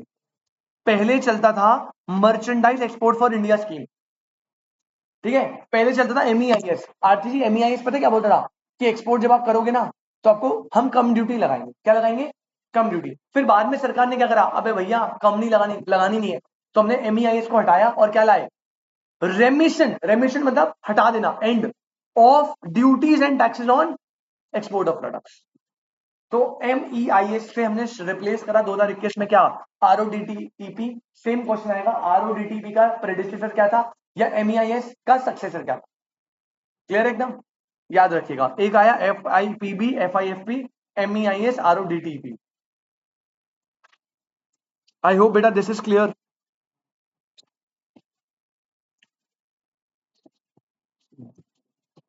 और लास्ट पॉइंट लिख लो बस, एक फुल फॉर्म है छोटी सी, 15 point. Point number 15, ECLGS,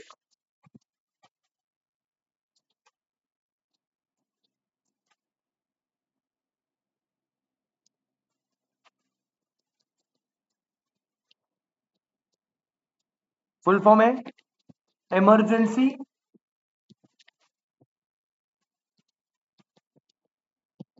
credit line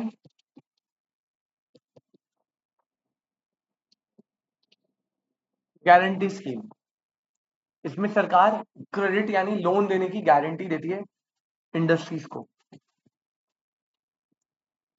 और जो भी लेंडिंग इंस्टीट्यूशन होता है उन्हें मॉनिटर भी करते हैं कि लोन सही से दे रहे हैं, जिस पर्पस के लिए बोला वहीं के लिए दे रहे हैं, पैसा घुमा तो नहीं देते, वो सब करते हैं। बस बेटा देखो, मैं पहले ही बता रहा हूँ, मुझे पता है ये सारा याद करना इज नेक्स्ट टू इम्पॉसिबल, मुझे भी याद नहीं हो सकता, लेकिन अपने को याद नहीं करना, अपने को सिर्फ जो स्टार वाले पॉइंट है उनको अच्छे से रटना है, बाकी सबको 3-4 बार रीड करना है, क्योंकि एमसीक्यू में जब आएगा आप थोड़ा सोच लोगे अपने आप, हो जाएगा, आपको आपको अपने आप क्लिक हो जाएगा यार ये था या ये नहीं था।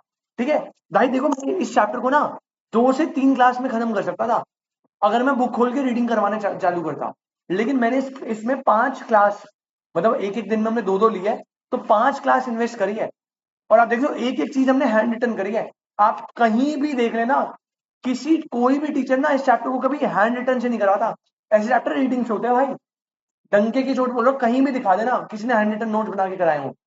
मैं इसलिए इन्वेस्ट कर रहा हूँ क्योंकि मैं चाहता हूँ, मेजोरिटी बच्चे ऐसे चैप्टर छोड़ के जाते हैं पेपर में, गारंटी बता रहा हूँ, छोड़ देते, कहते क्या मेहनत करनी है यार, बहुत रटना है, न्यूमेरिकल वाले समझने वाले करते हैं, बट ये 10 नंबर बेटा फ्री के हैं, इसमें थोड़ी मेहनत है और ज्यादा आउटपुट है, और जितना आउटपुट निकलेगा ना 100% निकलेगा। ऐसा नहीं होगा किसी बच्चे ने चैप्टर अच्छे से पढ़ा है और उसको वहां जाके क्वेश्चन नहीं हो रहे, बाकी चैप्टर में हो सकता है, ये इसमें नहीं होगा कभी, क्योंकि क्वेश्चन ही डायरेक्ट आएंगे।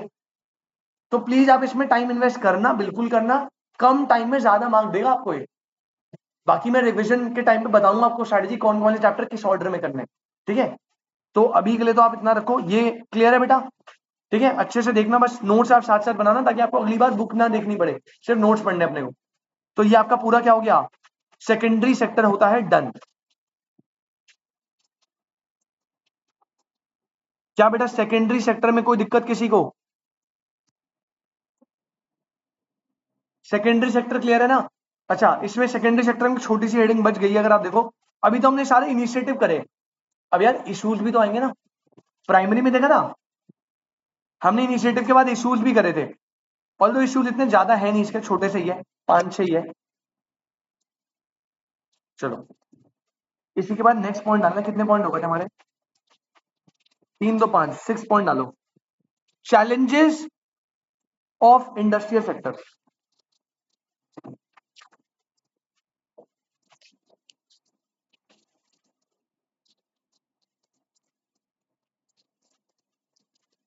challenges of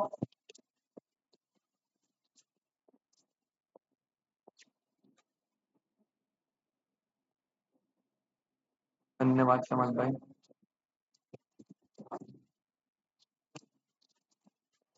challenges of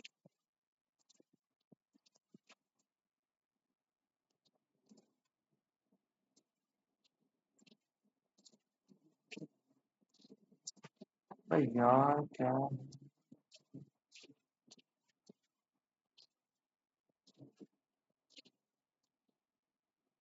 भाई जल्दी जल्दी देखेंगे, ठीक है, फटाफट से पॉइंट्स। पहला, shortage of infrastructure and man power, हमारा जिस लेवल का इंफ्रास्ट्रक्चर रिक्वायर्ड है उतना है नहीं बेटा, शॉर्टेज है। सेकंड, अलग अलग पॉलिसी बनाने के बाद वजूद हमें रिलायंस है ऑन इंपोर्ट्स, मतलब हम आज भी कुछ चीजों के लिए डिपेंड है इंपोर्ट पे, जैसे ऑयल, बेटा इंडिया पूरा ऑयल पे डिपेंडेंट है, रशिया एंड अदर गल्फ पे, और वो बहुत क्रूशल चीज है। अब इंडिया इस पे कुछ कर भी नहीं सकता क्योंकि भाई हमारी सॉइल ही ऐसी नहीं है, हमारा क्लाइमेट ही ऐसा नहीं जिससे ऑयल निकल जाए, हम एग्रीकल्चर कर सकते हैं अच्छे से, ऑयल थोड़ी प्रोड्यूस होगा हमसे, तो हम रिलाय हैं इंपोर्ट पे। थर्ड,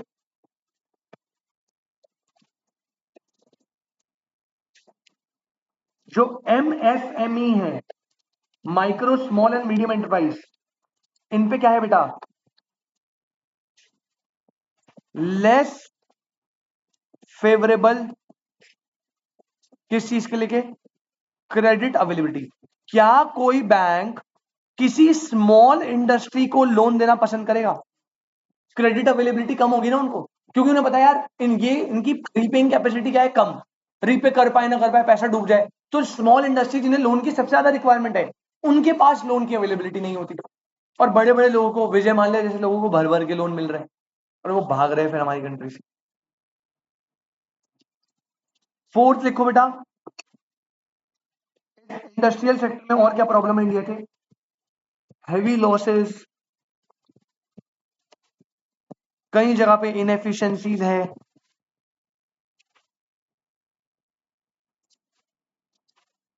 लोअर प्रोडक्टिविटी,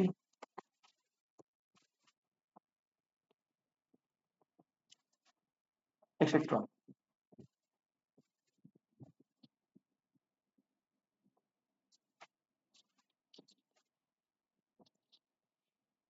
फिफ्थ लिखो,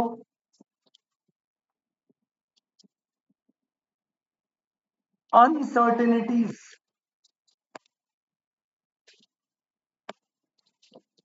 हमारे इंडस्ट्रियल सेक्टर में बहुत ज्यादा अनसर्टेनिटीज है।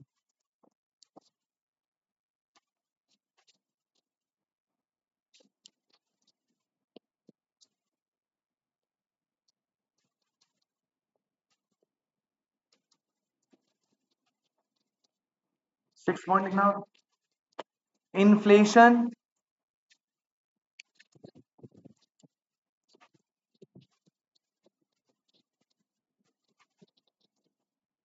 And global slow down. Basic basic point है बेटा। High fuel prices, that's it, ये चैलेंजेस हो गए। यहां पर आके हमने अपने दोनों मेजर सेक्टर डन कर लिए। एक साइड बेटा प्राइमरी हो गया, एक साइड हाई फ्यूल प्राइसेस, एक साइड प्राइमरी हो गया, एक साइड सेकेंडरी हो गया। दोनों का थोड़ा इंट्रोडक्शन है। दूसरा पॉइंट, दोनों के गवर्नमेंट ने क्या क्या इनिशिएटिव लिए, यहाँ पे गवर्नमेंट ने, यहाँ पे DPIIT है, और दोनों के क्या क्या चैलेंजेस है वो मैंने आपको बता दिया। प्राइमरी सेकेंडरी में कोई डाउट? क्लियर एकदम, बस रीड करना है, दैट्स इट, इंपॉर्टेंट वालों को लर्न करना है, दैट्स इट। लास्ट आ जाओ टर्शरी में, लास्ट आ जाओ, बस आपके 10 से 15 मिनट लूंगा, और छोटा ही, इतना बड़ा नहीं है इनकी तरह, एक पेज का है बस। लास्ट हेडिंग डालेंगे बेटा। अरे यार, ऑनलाइन वाले बच्चे, बेटा मीटिंग को रीज्वाइन करना, शायद जूम से ना हो पाए तो मैं आपको गूगल मीट का लिंक भेजूंगा। मैं ट्राई करता हूँ इससे हो जाए, नहीं होगा तो मैं गूगल मीट का लिंक भेज रहा हूँ, उससे ज्वाइन करना जल्दी से।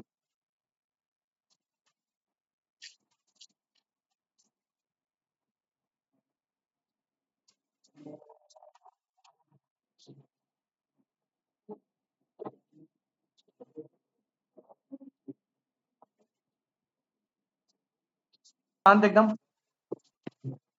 आ जाइए बेटा। तो यहाँ पे बेटा हमारा सेकेंडरी सेक्टर हो गया था डन। अब ध्यान से हम जाते हैं अपने टर्शरी पे। एक बार इनको मैसेज डाल दो भाई, जो बच्चे बाहर गए। टर्शरी पे जाएंगे तो मैं आपको एक टर्शरी सेक्टर करवाऊंगा पहला, और दूसरा फिर मैं आपको क्वेश्चन डिस्कस कराऊंगा थोड़े से। ठीक है, स्टार्ट करें, आ जाओ जल्दी से। पहला प्राइमरी, सेकंड हो गया सेकेंडरी, थर्ड लिखो बेटा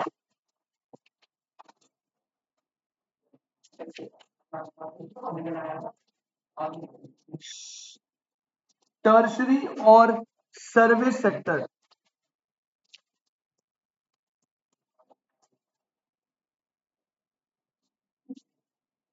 टर्शरी और सर्विस सेक्टर, ठीक है जी। अब ये टर्शरी और सर्विस सेक्टर के बारे में देखते हैं। पहला तो पॉइंट नंबर 1, भाई शांत, इतनी बातें करते हो भाई। अब जिसने बात करी ना, उसका नाम आंटी। अब जिसके मुंह से एक भी आवाज निकली मेरे अलावा उसका नाम आंटी। बस बोलना है, वर्ड्स की फॉर्म में बोलना है। अब मेरे से डाउट आप पूछ सकते हो, कोई चीज दिखाने के लिए बोल सकते हो, बट और कुछ नहीं। अब देख लो बेटा, और बोलने का मन करे तो समझ तुम्हारे दोस्त तुम्हारी क्या लेनी देनी कर देंगे उसके बाद। कवर भी नहीं करना। Covers wide variety of activities. अब देखो बेटा, टर्शरी में क्या क्या आता है, जैसे मैंने सेकेंडरी की लिस्ट दी थी ना, heavy industries, coal mining, manufacturing, ऐसे ही अब हम देखेंगे कि इसमें क्या क्या एग्जांपल्स आते हैं। तो देखो, covers wide variety of activities, पहला ट्रांसपोर्टेशन, क्या क्या आता है सब लिख रहे हैं। हाँ जी, ट्रांसपोर्टेशन। हाँ जी, तो तुम मेरे से बोल सकता है बेटा, कोई दिक्कत नहीं। ट्रांसपोर्टेशन, यूं तो ऐसे कर रहा है जैसे रेस्टोरेंट में छोटू को बुला रहा है। मारूंगा बेटा, देख तू बोला। शांत। ट्रांसपोर्टेशन, स्टोरेज, इसे भी रूल बता देना मुझे।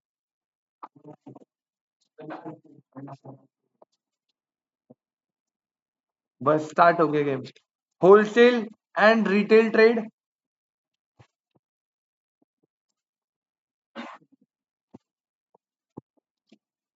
Wholesale and retail trade, comma, repair of vehicles, जो आपकी बुक में बस हम वही लिख रहे हैं,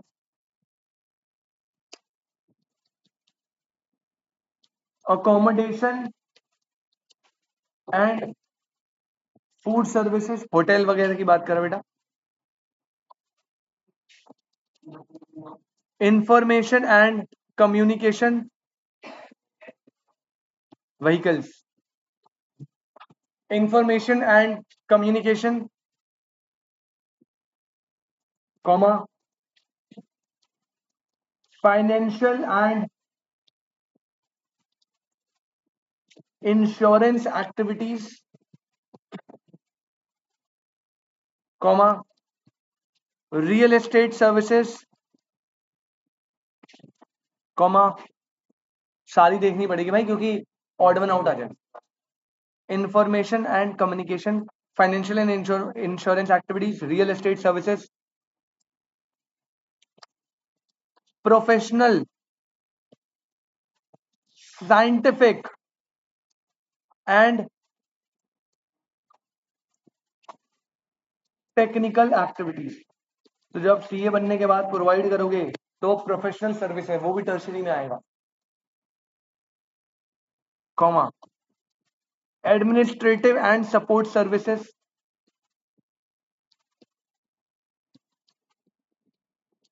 कॉमा,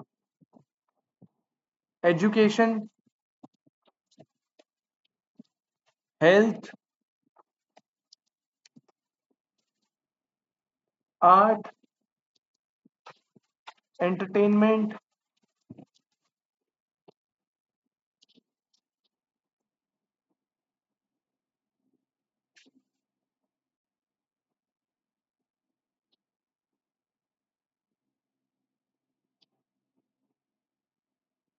और लास्ट है other service activities.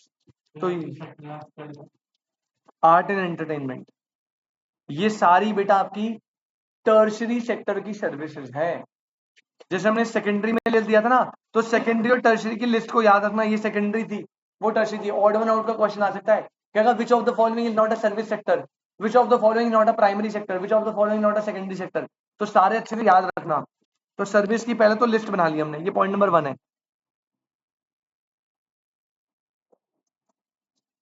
Point number 2, इसमें कोई मेजर, कोई इनिशिएटिव, कोई चैलेंजेस नहीं है, बस इसमें थोड़े छोटे छोटे पॉइंट है, 2-3। हेल्थ के बाद है बेटा art and entertainment, professional. Point number 2 लिखना,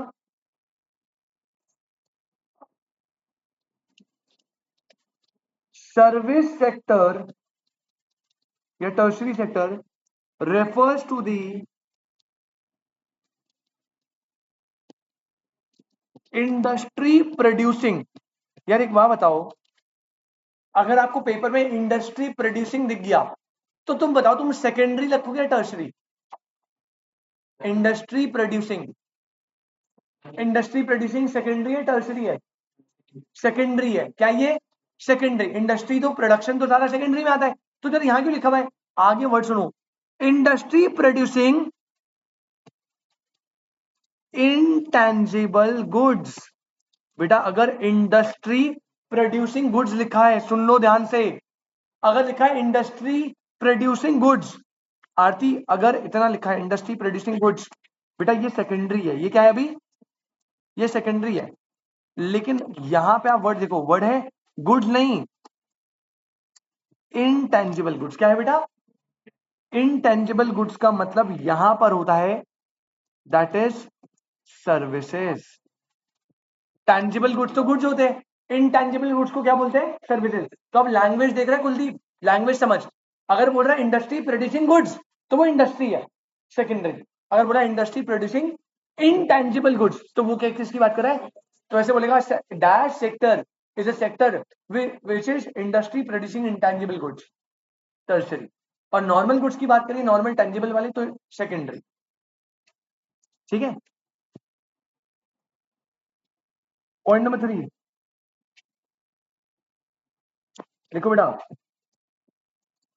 largest sector of India comma accounts for 54% of GDP. अब सुनो ध्यान से, अगर आप इससे कंक्लूड कर पाओ। एक बात बताओ, 3 सेक्टर है, primary sector, secondary sector, tertiary. Tertiary कितना जीडीपी का कंट्रीब्यूट करता है? 54। अभी ऊपर पीछे जाना सेकेंडरी में, वहां पे करवाया था 30%। और टोटल जीडीपी कितनी होगी? 100%। तो बेटा बता दो कितना बचा?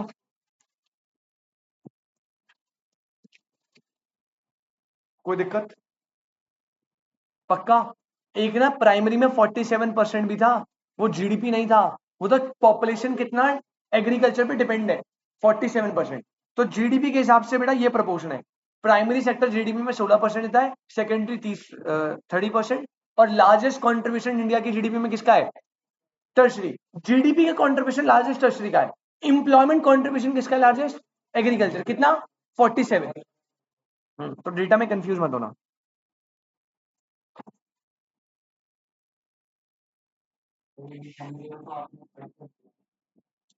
नहीं नहीं बेटा वो गलती से हुआ है, हाईलाइट करा था मैंने। ठीक है भाई, यहां तक कोई दिक्कत?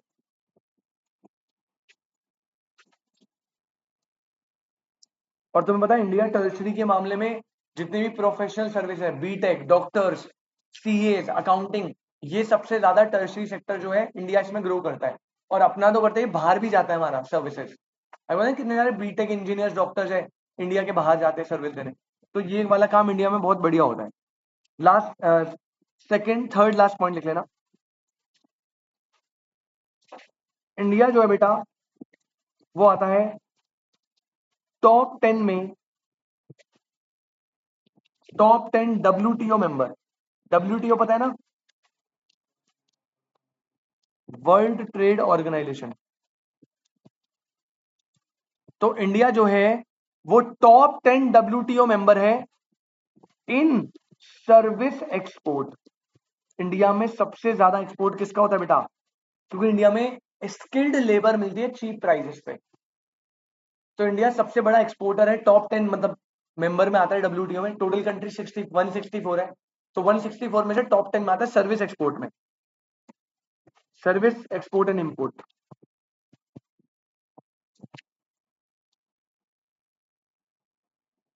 पॉइंट नंबर 5 या 4 जो भी है चल रहा हो देख लेना। बेटा इंडियन सर्विस सेक्टर जो है वो लार्जेस्ट रेसिपिएंट है ऑफ एफडीआई इनफ्लो, मतलब इंडिया में जितनी भी एफडीआई लगती है उसमें सबसे ज्यादा एफडीआई किस पे लगती है? टर्शरी सेक्टर में। फॉरेन डायरेक्ट इन्वेस्टमेंट सबसे ज्यादा टर्शरी में लगती है। Largest recipient of FDI inflow in the service sector, that is more than 60% of total FDI equity inflow.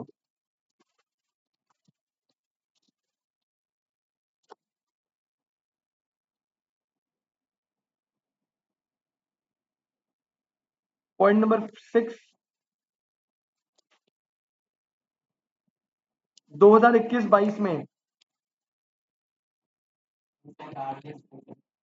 Largest recipient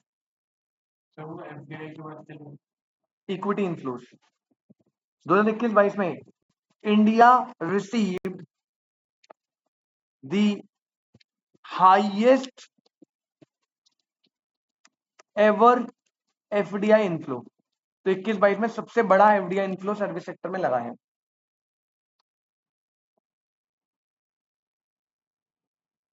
ठीक है, और लास्ट पॉइंट लिख लो बेटा, इसको प्लीज इंपॉर्टेंट मार्क कर लीजिएगा, वेरी वेरी, ये एक सुपर इंपॉर्टेंट पॉइंट है जो आता है बेटा। इंडिया में गवर्नमेंट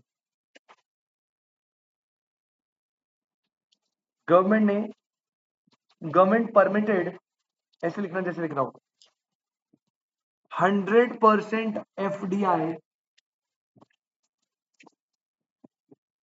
वो भी ऑटोमेटिक रूट से,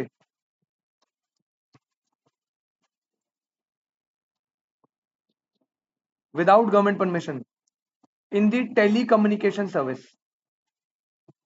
मतलब अगर आज वैसे वैसे कोई आएगा नहीं सेक्टर में, क्योंकि आपको पता है ना जियो ने इतना ऑलरेडी कंपटीशन कर रखा है कि किसी के बस की नहीं है। लेकिन अगर आज कोई भी बंदा इंडिया में टेलीकम्युनिकेशन में एंटर होना चाहता है तो वो 100% इन्वेस्टमेंट कर सकता है, अपनी कंपनी खोल सकता है। अगर आज बिल गेट्स चाहता है कि भाई टेलीकम्युनिकेशन की कंपनी खोले इंडिया में, 100% खोल सकता है, अब परमिटेड है, वो भी ऑटोमेटिक रूप से। इसी के साथ साथ एक और चीज याद रखना, पहला तो गवर्नमेंट ने ये परमिट करा, दूसरी चीज बेटा गवर्नमेंट ने 74% एफडीआई कर दी है,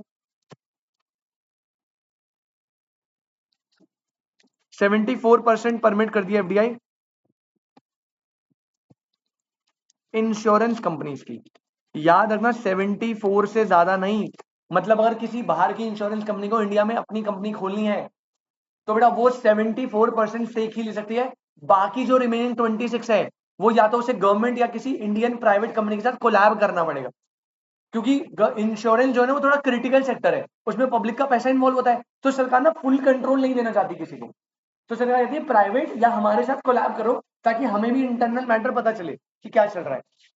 तो ये क्रूशल है, इसमें पब्लिक का बहुत ज्यादा पैसा इन्वॉल्व होता है, डूब गया तो वो तो भाग जाएंगे। तो 74% कर दिया है। और पुरानी लिमिट बेटा याद रखना, प्रीवियस लिमिट थी 49%, पहले 49% परमिटेड था, अब उस लिमिट को 49 से बढ़ाकर 74 कर दिया है, वो भी ऑटोमेटिक रूट से। I hope this is absolutely clear. किसी को कोई डाउट बेटा? इसी के साथ सर्विस सेक्टर होता है खत्म, छोटू सा। पहले एक्टिविटीज बता दी, फिर मीनिंग याद रखना, this is important. Second point को भी इंपॉर्टेंट कर लो प्लीज। ये क्या होता है बेटा? ये होता है इंडस्ट्री प्रोड्यूसिंग इनटेंजिबल गुड्स। फिर जीडीपी कंट्रीब्यूशन बता दी किसका कितना है। इंडिया टॉप 10 में आता है डब्ल्यूटीओ मेंबर में सर्विसेज के मामले में। इंडिया जो है वो लार्जेस्ट रेसिपिएंट है एफडीआई इनफ्लोज का, मोर देन 60% आई थी। 2021-22 में सबसे ज्यादा एफडीआई इनफ्लो हुआ था, और इंडिया ने गवर्नमेंट ने परमिट करा ऑटोमेटिक रूप से 100% एफडीआई टेलीकम्युनिकेशन में और 74% एफडीआई इंश्योरेंस में। अच्छा, इसके नीचे एक नोट दे देना, तुम्हें मैं थोड़ा मतलब क्लियर कर दूं यार। बेटा 49% इंश्योरेंस का प्रीवियस था, पहले 49% तक इंश्योरेंस में लग सकती थी, अब 49 से 74 कर दिया, मतलब लिमिट को बढ़ा दिया ताकि प्राइवेट कंपनी और इन्वेस्ट करे, इनकरेज करा थोड़ा। बेटा नोट में ना एक चीज याद रखो दिव्यम, तेरे लिए स्पेशली है बेटा। बेटा इन्वेस्टमेंट जो होती है ना, फॉरेन इन्वेस्टमेंट दो टाइप की होती है। मैं आपको थोड़ा बेटर अच्छे से समझ आ जाए, तो आपको पहले नोट लिखवा देता हूँ ताकि आपको कभी कंफ्यूजन ना आए, और पेपर में क्वेश्चन आता है। इंटरनेशनल ट्रेड का आपका चैप्टर है, उसमें आप पढ़ोगे वैसे ढंग से, लेकिन मैं अभी बता देता हूँ। बेटा फॉरेन इन्वेस्टमेंट कितने टाइप की होती है? दो। एक होती है फॉरेन डायरेक्ट इन्वेस्टमेंट, ये तो आपने पढ़ा है, इसे क्या बोलते हैं? FDI। और एक होती है बेटा जिसे बोलते हैं फॉरेन इंस्टीट्यूशनल इन्वेस्टमेंट। अगर आप स्टॉक मार्केट में डील करते हो तो आपको ये वर्ड आपने 100% सुना होगा, फॉरेन इंस्टीट्यूशनल इन्वेस्टमेंट, इसे बोलते हैं FII। अब यू होता क्या है इसे देखते हैं। FDI, FII। बेटा FDI जो है ना, इसे प्यार से डायरेक्ट इन्वेस्टमेंट बोलते हैं। क्या बोलते हैं? Direct investment. और FII को प्यार से पोर्टफोलियो इन्वेस्टमेंट बोलते हैं। तो डिफरेंस क्या होता है बेटा? फॉरेन डायरेक्ट इन्वेस्टमेंट जो होती है, फॉरेन डायरेक्ट इन्वेस्टमेंट जो होती है, उसमें आपको ओनरशिप एंड कंट्रोल मिलता है, प्लस इन्वेस्टमेंट करिए तो प्रॉफिट तो मिलेगा ही। स्पेशल बात क्या है? Ownership and control. स्पेशल बात क्या है? Ownership and control. FDI में ओनरशिप कंट्रोल भी आपका, प्रॉफिट भी आपका, लेकिन FII या पोर्टफोलियो इन्वेस्टमेंट में आपको सिर्फ मिलता है ओनली प्रॉफिट, ओनरशिप और कंट्रोल आपको नहीं मिलता। सर एग्जांपल दीजिए। बेटा मान लीजिए आज इलॉन मस्क ने अपनी टेस्ला की फैक्ट्री इंडिया में लगा दी। टेस्ला की पूरी फैक्ट्री कहां लगा दी? इंडिया में। अभी लग रही है बैंगलोर में स्टैब्लिश हो रही है। That is a FDI। वो क्या है? FDI। क्यों? उस टेस्ला की फैक्ट्री में कंट्रोल किसका? इलॉन मस्क का। ओनरशिप किसकी? और प्रॉफिट किसका? Elon Musk. तो सारी चीजें मिल रही है ना, तो यहां पे ये है FDI। क्या है बेटा? ये FDI। लेकिन इलॉन मस्क ने क्या फैक्ट्री लगानी? एक काम करता हूं, इंडिया में कंपनी टाटा मोटर्स, उसके 1000 शेयर ले लेता हूं। जब आप शेयर परचेज करो, माइनर स्टेक, क्या माइनर स्टेक? बेटा एक बात बताओ, शेयर लेने से क्या ओनरशिप कंट्रोल इलॉन मस्क का आ जाएगा या टाटा का रहेगा? 1000 शेयर से थोड़ी आएगा, आपको एटलीस्ट 51% स्टेक लेना पड़ेगा। तो जब आप माइनर स्टेक लेते हो, कुछ शेयर परचेज कर लेते हो, तो आपको सिर्फ प्रॉफिट मिलेगा, डिविडेंड मिलता है ना शेयर्स पे, प्रॉफिट मिलेगा, ओनरशिप कंट्रोल नहीं मिलेगी। दैट इज FII, यानी पोर्टफोलियो इन्वेस्टमेंट। समझ आई? तो जब आप पूरी की पूरी इंडस्ट्री फैक्ट्री लगाते हो, ओनरशिप कंट्रोल प्रॉफिट सब आपका है, तो वो FDI होता है। जो आप सिर्फ शेयर परचेज करते हो, मनी, उसका मोटिव ही प्रॉफिट होता है, कोई कंट्रोल नहीं लेना आपको, सिर्फ ये आपका पैसा बन जाए, निकल जाओगे बाहर। अब सरकार जो है ना, सरकार हमेशा प्रमोट करती है FDI को। किसको प्रमोट करती है? क्योंकि FDI में पैसा लॉन्ग टर्म के लिए आता है। अगर इलॉन मस्क ने अपनी फैक्ट्री खोल दी तो क्या 2-4 साल में चला जाएगा? 10-50 साल रहेगा, 50 साल रहेगा भाई, जब तक प्रॉफिट रियलाइज ना हो ढंग से। FII में क्या होता है? आपने पैसा लगाया, 6 महीने में शेयर प्राइस बढ़े, जैसे आपको लगा बढ़ गया, प्रॉफिट लेके निकल गए। तो यहाँ पे ना पैसा शॉर्ट टर्म के लिए आता है। किस टर्म के लिए आता है? इसमें मनी, इंडिया में करेंसी आता है फॉरेन, पर किसके लिए? Short term. तो सरकार ना ऐसे को थोड़ा इसको डिस्करेज ही करती है, मतलब डिस्करेज एज अच्छी बात है, FII लग रहा है, लेकिन इतना अच्छा नहीं मानती। इसमें जो पैसा आता है बेटा, वो लॉन्ग टर्म के लिए आता है, तभी ये पैसा सरकार को फेवरेबल लगता है, लंबे टाइम तक पैसा आता है। समझ आया? दोनों में डिफरेंस क्लियर है ना? तभी हर जगह सरकार FDI FDI FDI करी। FDI क्यों कर रही है? क्योंकि इसलिए इंपॉर्टेंट है FDI। ये समझ आया?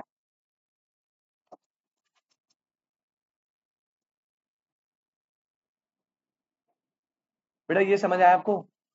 बेटा ऑनलाइन वाले बच्चे बता दीजिए, चैप्टर आपका खत्म होता है अच्छे से एकदम, 100% हमने एक एक चीज कर ली है। ऑनलाइन वाले बच्चे बेटा, किसी को कोई डाउट है तो प्लीज बता दो यार, किसी को कोई भी डाउट? दिव्यम, समर्थ, सोनम, देवव्रत, सर बहुत बढ़िया बेटा। तो यहाँ पे हमने बेटा प्राइमरी सेकेंडरी टर्शियरी करा। अगर आप नोटिस करोगे, अगर आप नोटिस करोगे तो ये थोड़ा सा चैप्टर थ्योरेटिकल और लेंदी है, but there is no other option, आपको 10 मार्क्स से करना है। मैं ट्रस्ट में बेटा, किसी और चैप्टर पे आप मेहनत करोगे ना, उससे ज्यादा एक बार इस पे मेहनत करके देखो। अब अगर आप जाओगे ना पब्लिक फाइनेंस पे, भाई ठीक है, नॉर्मल है, समझने में आपको समझ जाओगे, याद कम करना है, समझना ज्यादा है, लेकिन भाई चैप्टर इतना लेंदी है और लैंग्वेज इतनी कॉम्प्लिकेटेड आएगी क्वेश्चन में कि वो 10 नंबर आपको पेपर में डिफिकल्ट लगेंगे। पढ़ तो आप इजीली लोगे, स्कोर कम कर पाओगे। इसमें पढ़ना थोड़ा सा डिफिकल्ट है, थ्योरी है, लेकिन अगर पढ़ लिया स्कोर गारंटेड है 10 में से 10, गारंटेड। समझ लो आप मेरी बात। तो यहाँ पे ना अब इसके क्वेश्चंस भी है जो आप चाहो तो आप ट्राई कर सकते हो। क्वेश्चन हाँ, अब इसके ना क्वेश्चंस भी कम है, क्वेश्चन बहुत ज्यादा क्वेश्चन नहीं है इसमें। समरी है बस, यहां से इसके क्वेश्चन स्टार्ट है। क्वेश्चन कितने हैं? 18 क्वेश्चन है, ठीक है। तो आप इसको एक बार ना आज, ट्रस्ट में आज मेरी क्लास है दूसरी, कोशिश तो ये थी कि करवा दूं। आज आप इसे एक बार आज ही इसके 18 क्वेश्चन कर लेना, 18 मिनट लगेंगे मैक्सिमम, ज्यादा आधा घंटा। आज इसके 18 क्वेश्चन प्रैक्टिस करना, उससे पहले एक बार पूरे चैप्टर की रीडिंग कर देना। बस लर्न तो मैं बोल ही नहीं रहा, आदि आज का होमवर्क क्या है? पहला होमवर्क पूरे चैप्टर को रीड करना है नोट्स में, नो बुक नथिंग, सिर्फ नोट्स याद करने हैं, बुक पे जाना ही नहीं है। और दूसरा, पूरे चैप्टर जब आप 1.5-2 घंटे मिला के रीड कर लोगे, उसके बाद बेटा इसके 18 क्वेश्चन एक बार कर दो, मजा आ जाएगा, आपको कॉन्फिडेंस आ जाएगा बढ़िया वाला। और बीच बीच में एक एक संडे निकाल के इसकी 3 to 4 टाइम्स रीडिंग कर दो, काम हो जाएगा बस। फिर आपको ज्यादा इसमें मेहनत नहीं करनी, पेपर से पहले एक बार लास्ट रीडिंग देनी पड़ेगी, 3-4 रीडिंग लगेगी इसकी, तब आपके दिमाग में चीजें याद रहोगी थोड़ी सी। क्लियर है ना? वैसे रटना कुछ है नहीं, हमने बस समझना है, एमसीक्यू में अपने आप डील कर लेंगे वो आंसर्स को। बस आप 3-4 रीड कर देना इसकी, हर वीक एक रीडिंग लगा लो, संडे को 2 घंटे बैठ के इसकी रीडिंग करनी है बस। ठीक है, आज का होमवर्क इसको अच्छे से रीड करना एक बारी, और सारे 18 क्वेश्चन करके आने। कोई डाउट होगा तो अगली क्लास पूछेंगे। अगली क्लास बेटा स्वास्तिक को भी इन्फॉर्म कर देना, अगली class will start new chapter money market, वो भी 10 नंबर का है, बढ़िया चैप्टर। कोई भी कर देना भाई, मैंने उसको नहीं बोला, कोई भी कर देना।